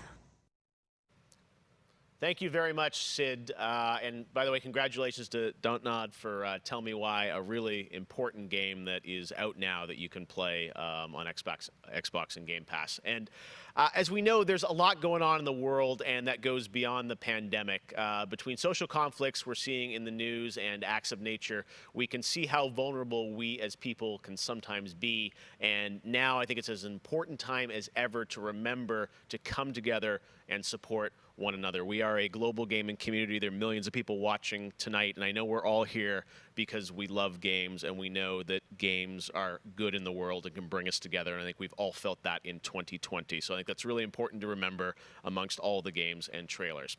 All right, well, one way as a community we can come together to do some good is the Gamescom Forest. Gamescom has launched a reforestation project by planting a Gamescom forest together with the community. Gamers worldwide can go to gamescom.global and donate to plant more trees. So let's plant a forest together. All right, well, now we're going to move on to another game, and this one was announced back in May. Chorus is a dark space combat shooter where players take control of Nara on a quest to destroy the dark cult that created her, featuring rich, ray-traced 4K 60 FPS environments on next-gen hardware. Here is the first look at gameplay from Chorus.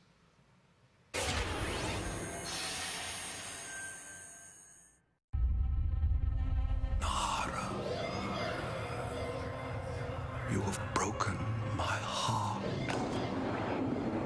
For your betrayal, you will be broken.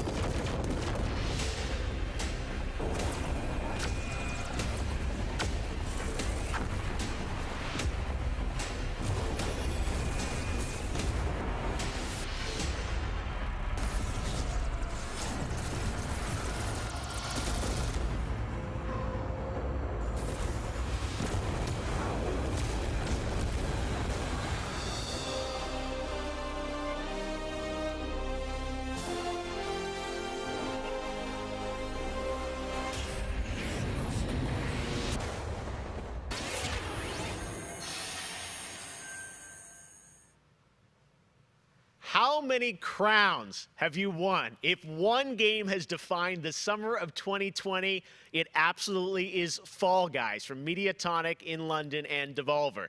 This game is setting records and putting a much-needed smile on everyone's face. Fall Guys, I think, represents our industry at its absolute best. Well, soon the Fall Guys experience will evolve with Season 2. There's a lot of new stuff coming, and tonight, Mediatonic is about to give you an exclusive sneak peek at what's next. Get ready, I think the internet is about to freak out. Here it is, Fall Guys Season 2.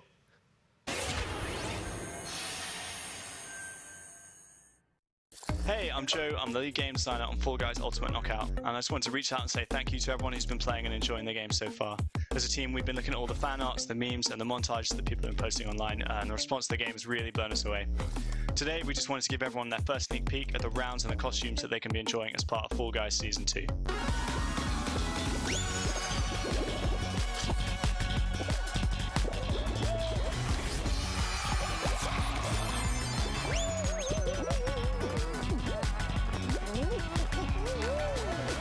In Season 2, you'll be dressing your Fall Guy as a medieval hero and competing across brand new rounds inspired by epic quests from the Middle Ages. Traverse giant drawbridges, dodge swinging axes, and scale movable siege ramps in the quest for ultimate game show glory.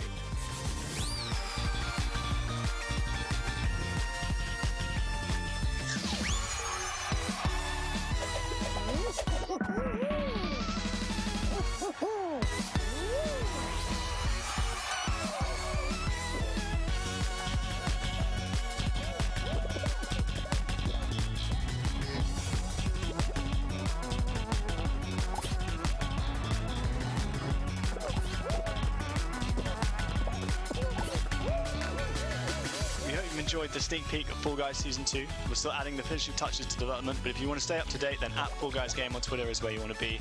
See you on the start line.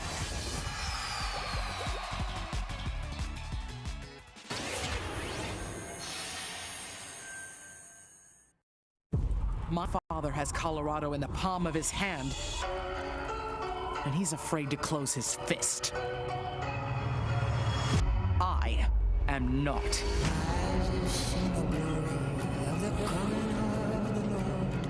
His truth is marching on.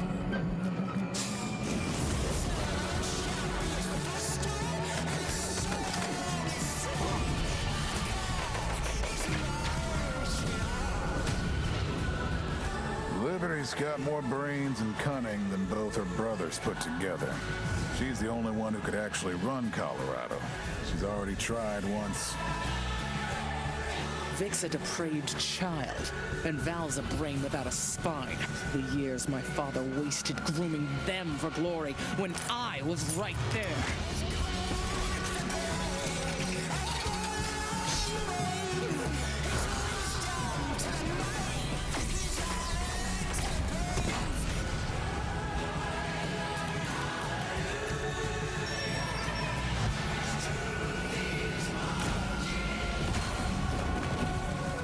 Back to Arizona, Rangers, and I'll pretend none of this happened.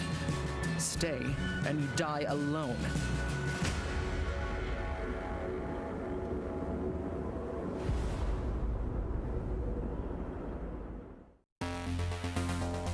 I really haven't found any new appreciation for gaming at this time, because my appreciation for gaming before couldn't be higher. Com certeza, jogos multiplayer preenchem completamente a conexão social que eu preciso ter com outras pessoas nesses tempos de isolamento, e é o mais próximo que a gente pode ter de experiências reais com pessoas que estão longe da gente. You get to travel all over the world in games, which is something I've always taken for granted. At the moment I'm playing Ghost of Tsushima, and you know, I kind of prefer it to the real Japan just because I've heard that in real life they don't let you run around with katanas.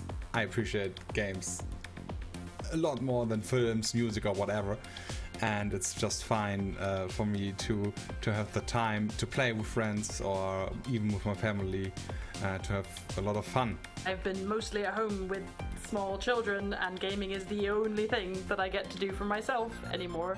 I find it's not only an escape, it's also a way to challenge my brain. gaming is becoming clearly more important for a lot of people. You know, play is a natural instinct, and from Animal Crossing to The Last of Us Part 2 or Ori, yes, it's definitely an incredible time now to be a gamer, yes.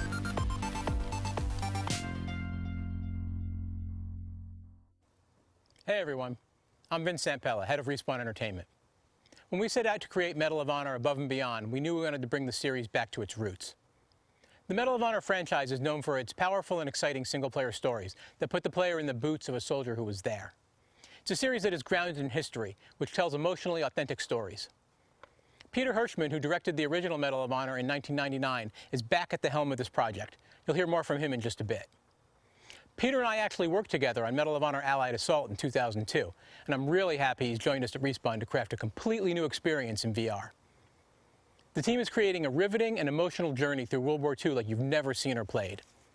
It weaves in the personal stories of the veterans and survivors of the war through powerful interviews that help set the stage for what players will experience. It's more than just a game. And we could not be more excited to show the world the next look at Medal of Honor Above and Beyond and the game's action-packed story. Let's take a look.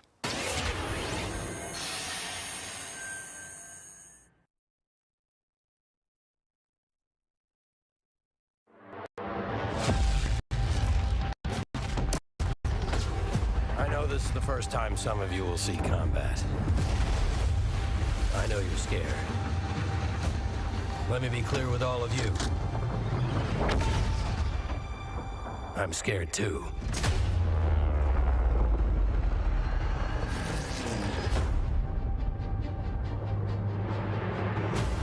Welcome to France, gentlemen. I lead the local resistance cell. Something big is happening inside Gestapo headquarters, and we don't know what it is. We're gonna have to improvise here.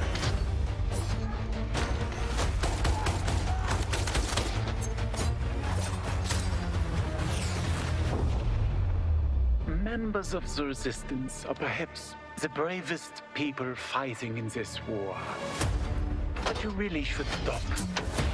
There is no future in it. Sorry to interrupt, Lieutenant.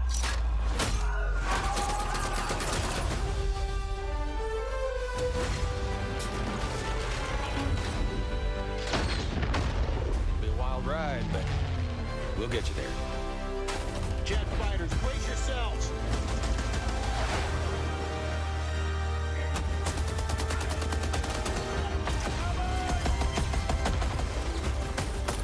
Like I said, boom!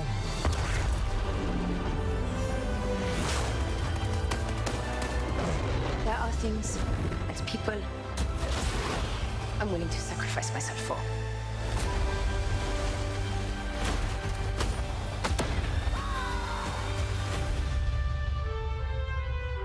Somehow, this motley crew has been tasked with saving civilization. God help us all.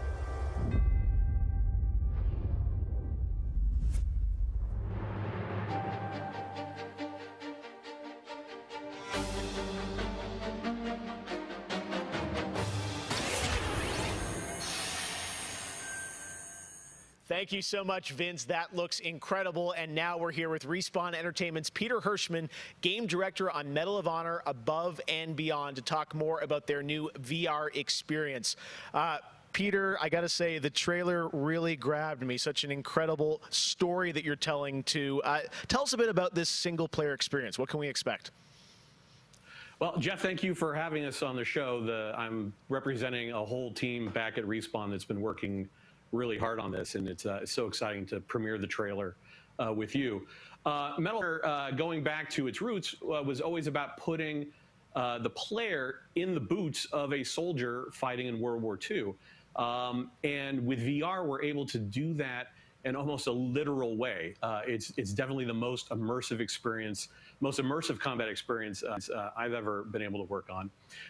And the story follows you as a player being recruited into the Office of Strategic Services, commonly known as the OSS. And their mission was sabotage, espionage, search and rescue, everything in between. You name it, they did it. And they're known by a different set of initials now, the CIA. But during World War II, they sent operatives all over Europe, deep behind enemy lines. And that allows us to tell a story where you get to go to these places and locations and participate in events that really helped shape the outcome of the war. One of the things I love about the trailer is you can tell there's a lot of interactivity in the environment, emergent gameplay. You got the piano and other things in there. Tell us a bit about how you're using that to tell the story. It seems like it's all kind of through a first-person perspective, but there are some story sequences. How do you tell the story? Oh, well, we shot over 120 pages of narrative, which is more than some feature films. We had a huge international cast of phenomenal actors. And it was fantastic. And the story follows a classic three-act structure. Act 1 is working with the French resistance, getting ready for the invasion. Act 2 is D-Day itself and the fight to get to Berlin. And then the third act is dealing with the Nazi secret weapon program, which involved things like the 262 jet and the V2 rocket and things that could have really turned the tide of the war if we hadn't stopped them. So you get to go on this journey, this story. And the story is shot all from your perspective. Because it's VR, your head is the camera. We don't have cutscenes, we don't have edits. Everything revolves around your perspective. So you experience this story completely in first person as if you are there. So it creates a much more intimate and emotional connection with the characters and the things going on around you. It was an incredible way to shoot. One of our animators stood in for the player throughout the 3 weeks that we were on stage. And all the actors are always reacting and talking to you directly. And in VR, it's such a powerful thing. It's all about building that emotional connection, and it just makes the experience all the more authentic. Well, you and Vince, I know this series is really close to your heart, and I'm like, wow, there's so much there to experience. It looks really rich and detailed, obviously authentic as well. Paying tribute to everyone that was involved in the war. I wanted to ask you also about multiplayer, which is something that Respawn is really known for, and you've had a great single player experience, but I hear you might also be doing MP too? Oh, well, yeah. I mean, the thing about VR is that, I've spent we've known each other a long time. So much of your career trying to map natural human movements to a controller and just figuring out things like making it feel good. And one of the hardest ones is leaning. And in VR, you know how you duck? You just duck. And how you lean in VR, you just lean. And so the ability to lean around a corner, just kind of peek around the corner and see where the bad guy is just, it heightens the tension so much. It makes it feel all the more real. And when you put that into a multiplayer experience, it just raises it to a whole nother level. So we are shipping, in addition to the campaign, we are shipping a full suite of VR modes, including a few that you can only do in VR. And we're really excited about people playing those, after it comes out. Wow, well, definitely a full-blown VR experience. I gotta say, I'm really excited to put the headset on and try this, and it's coming out later this year, right? Coming out holiday, so yeah, fasten your seatbelts. We are so excited to bring it to players. We've been working on it a long time. Like you mentioned, it's a passion project for Vince and I and everyone at Respawn. It's a wonderful full circle experience for a lot of us that started our careers working on those original set, going back first one and Allied Assault, and now to be able to bring Above and Beyond to a whole new generation is one of the most exciting things we've been involved with. Awesome. Thank you so much, Peter. Opening Night Live will be right back, and in the meantime, here's a look at a new game that is launching tonight. The world was broken, fractured by the magic the Vow Keepers said they would protect us from. Spellstorms still rage across the ruins of the Hollowlands. This is proof, they said. It isn't safe. It can't be controlled. Magic cannot be used.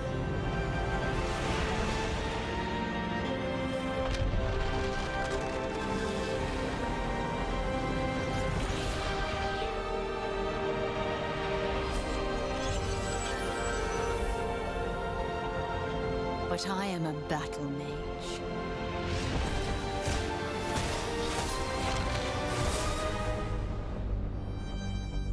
I have broken my vow.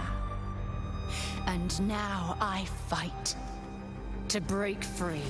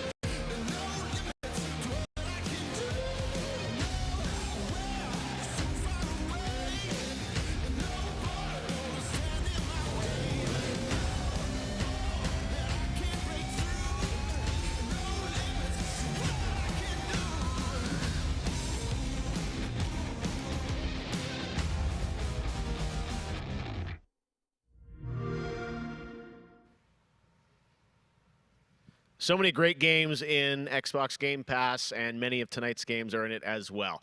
Every year at Gamescom, we like to highlight some incredible games made in Germany. And tonight, we have a special announcement about one of the most legendary German games of all time, created by Factor 5. Enjoy.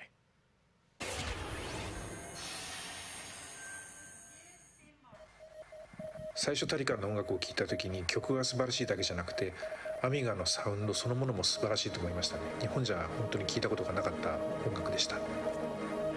Factor 5 was so far ahead of the curve, and each of their games pushed game technology as far as possible. I'd say they're one of the greatest indie developers of all time. サウンドはすごいわ、グラフィックは綺麗だわ、ゲームプレイも滑らかで満足いくものだわで本当にすごかった。今回タリカンのコレクションが出るってことをとても嬉しく思っているし、これはまた当時みたいにみんなに見せて歩きたいなと思っています。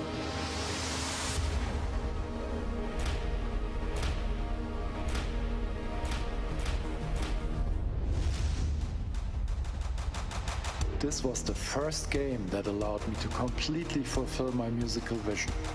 It defined my career, and the fans have been there ever since. To this day, it's one of my proudest works.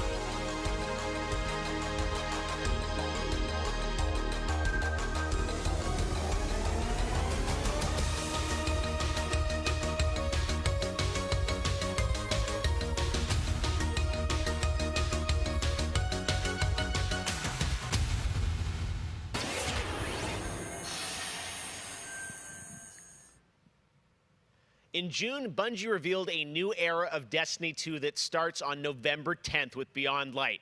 For the first time ever, Guardians will add a new elemental power to their arsenal, the dark power of Stasis. With Stasis, players will take on the powers of darkness to control and dominate the battle. Here's an all-new look at Stasis from Destiny 2 Beyond Light.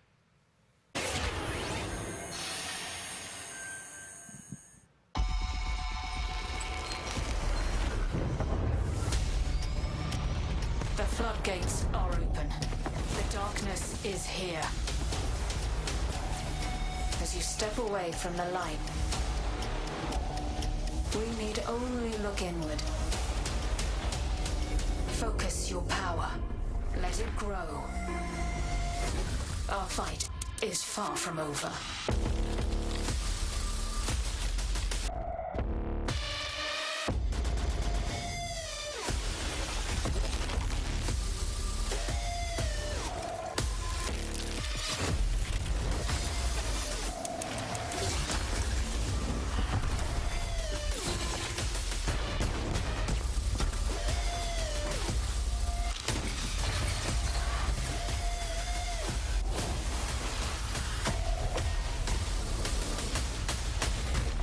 Let them come.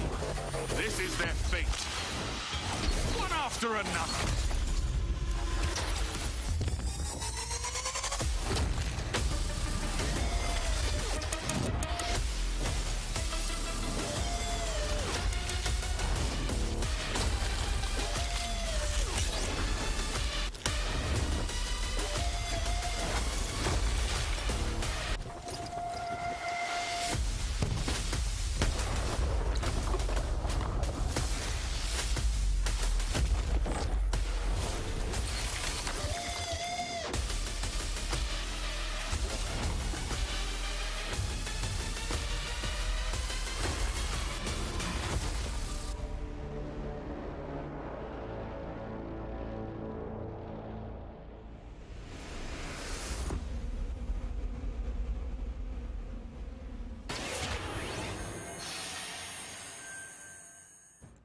One more award to give out tonight, and that is Best Sony PlayStation Game. So, without further ado, the winner is Cyberpunk 2077. Congratulations. Of course, there are even more awards than the ones I announced tonight. So check out the Gamescom Awards user voting, where you can vote for your favorite streamer, Gamescom's Most Wanted, and Best of Gamescom. The winners will be revealed at Gamescom Best of Show, along with cool cosplayers, esports, and more. So tune in on Sunday, August 30th at 8 p.m. Central European Time to see the grand finale of this year's Gamescom, where we give gamers the stage. That's it for me tonight, but before I turn it back to Geoff, I just want to say that I hope everyone out there is staying safe and healthy. We're all in this together, so take care. Back to you, Geoff. Thank you very much, Sydney. It's great to have you on the show again this year. All right, well, a lot of people have been wondering, what will the next generation of gaming feel like? How will it be different? What is that generational difference? Well, back in June, we saw the announcement of Ratchet & Clank Rift Apart from Insomniac Games, a title which uses the power of PlayStation 5, the SSD hard drive, and the DualSense controller to create an experience that Insomniac says is only possible on brand new hardware. Well, now it's time for you to decide if you see the difference. Here's an extended, uninterrupted demo of live PlayStation 5 gameplay of Ratchet & Clank Rift Apart. Enjoy.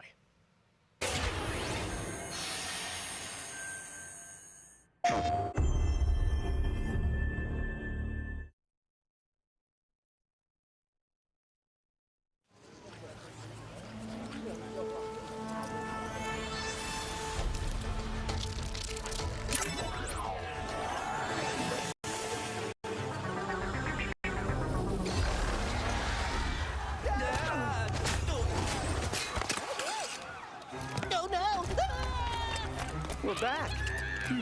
And not far from where we last saw him. We may still have time to put a stop to this.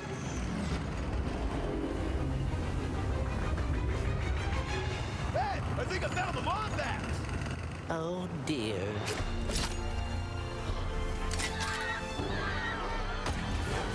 Let's show him how it's done.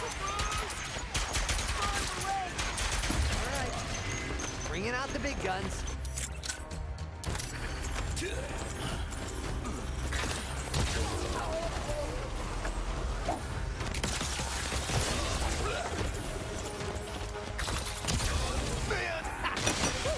Feels good that he's back in action.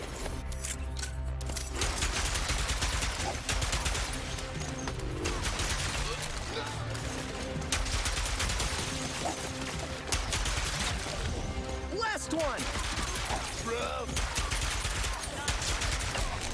The train's pulling away. Let's go!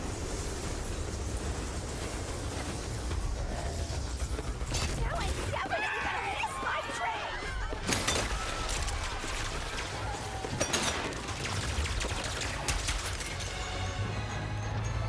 Ratchet and Clank, I've been looking everywhere for you.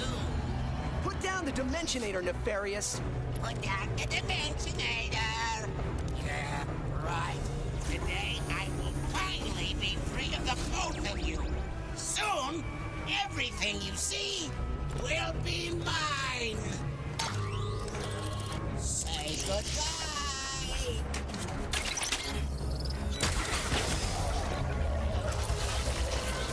What did you do?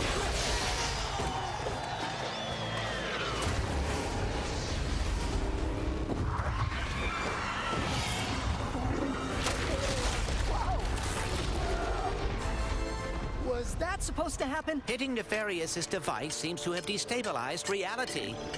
The bridge is shot! There has to be another way across. The rifts appeared to react to your device. Try pointing it at one of them.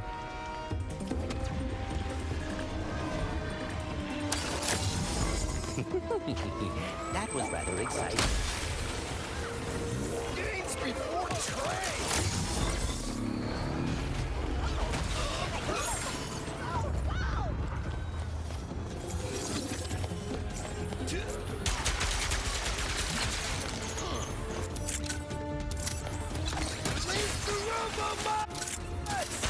Wait! Robo! What? No!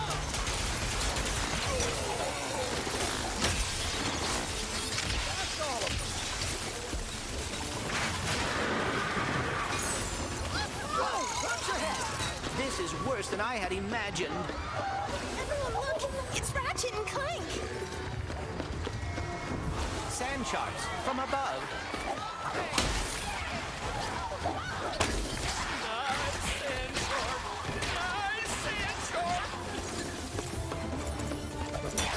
My heroes!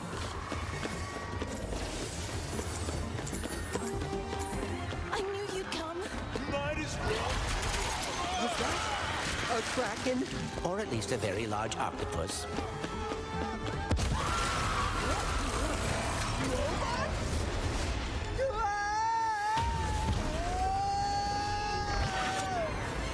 I will never get used to that.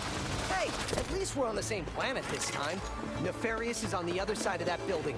Let's get moving before he does anything else to break reality.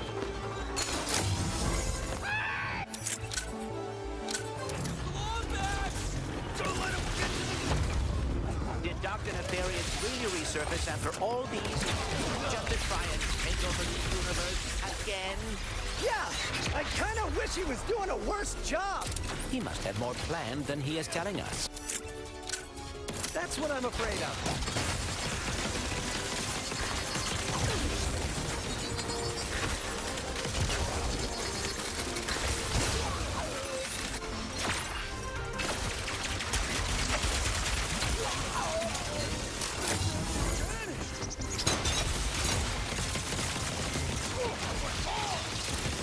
Can't wait to see what's new.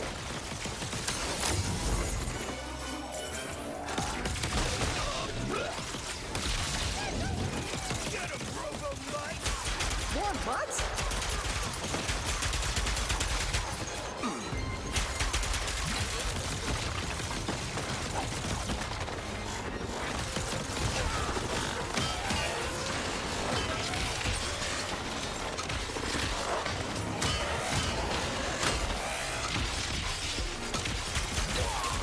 That's all of them. We have to get the Dimensionator away from Nefarious.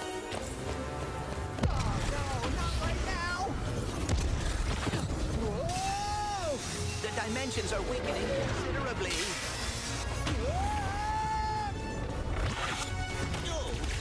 How bad is it?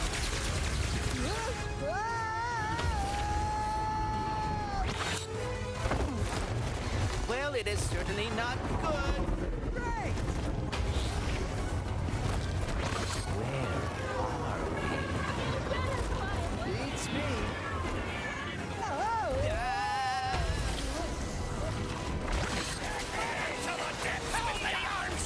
Peace!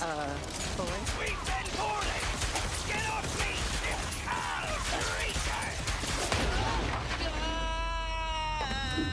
Clank!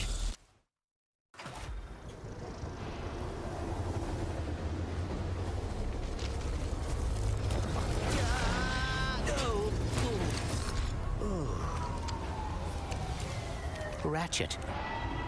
We are too late. Ratchet? Who?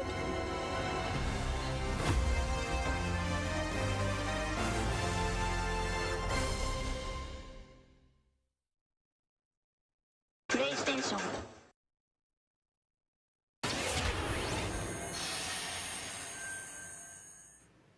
There you have it, Ratchet and Clank, Rift Apart, and now I am joined by Marcus Smith and Mike Daly from Insomniac Games.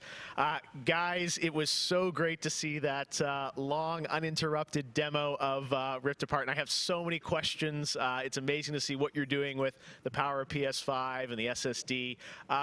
Let me ask you first, Marcus, what are you able to do with Rift Apart that you haven't been able to do before in a Ratchet game because of the power of PS5?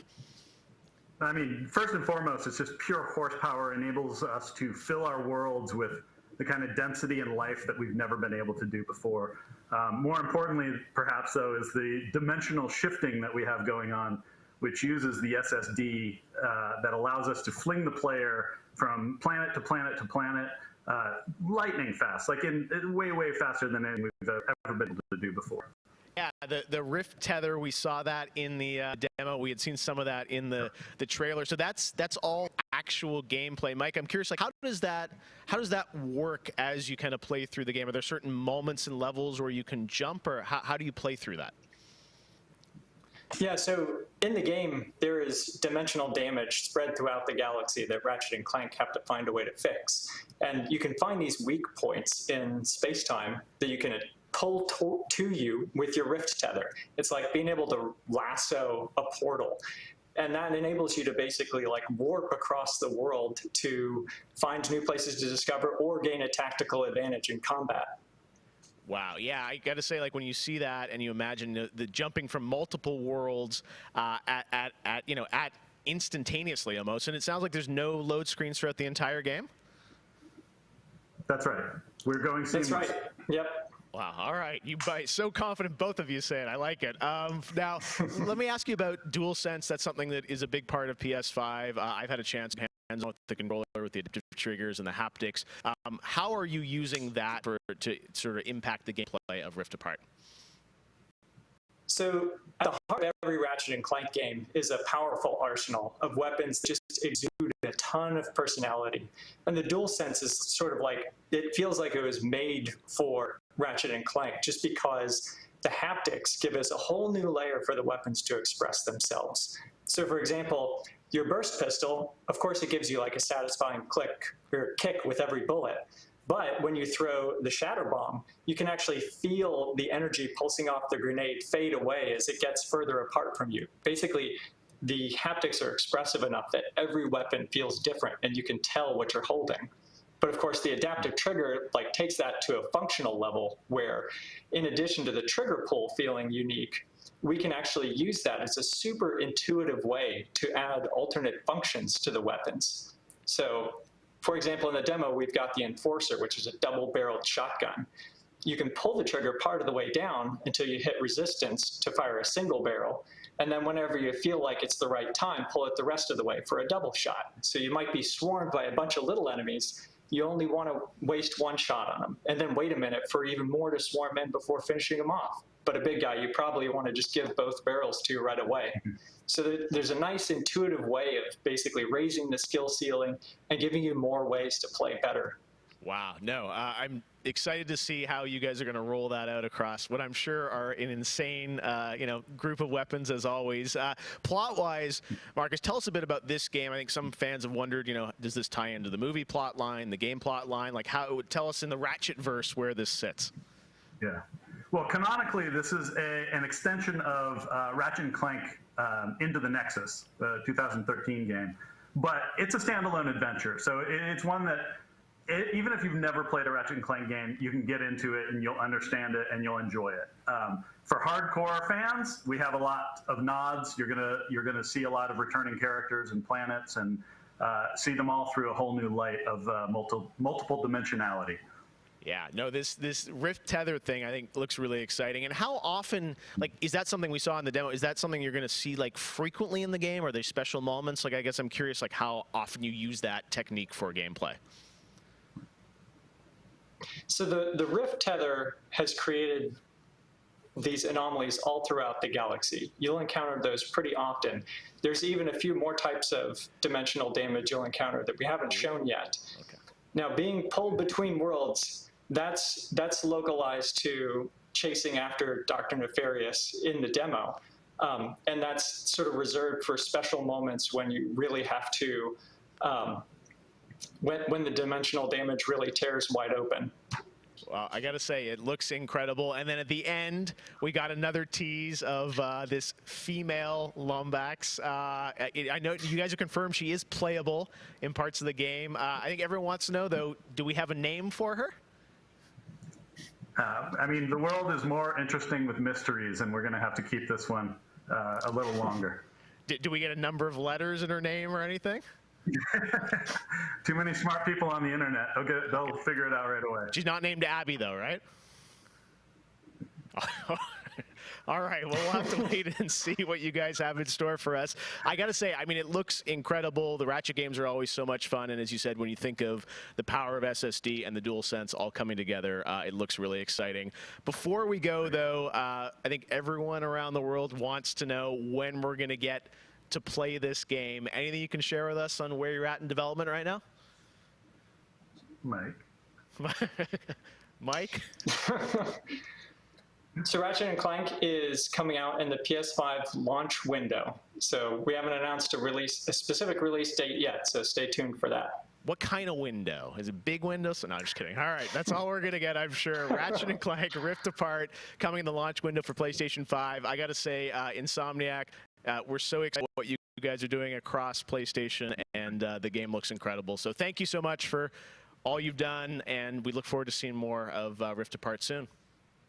Thanks, Jeff. Take care. All right, Marcus and Mike from Insomniac, thanks for showing us that first look at Ratchet & Clank or PlayStation 5. And that's going to do it for Opening Night Live. Thank you so much for watching from around the world, and make sure to stay tuned all weekend for more live Gamescom coverage at gamescom.global. As for us, we'll see you later this year for the Game Awards 2020. Our team is hard at work to build a very special live show for you coming in December.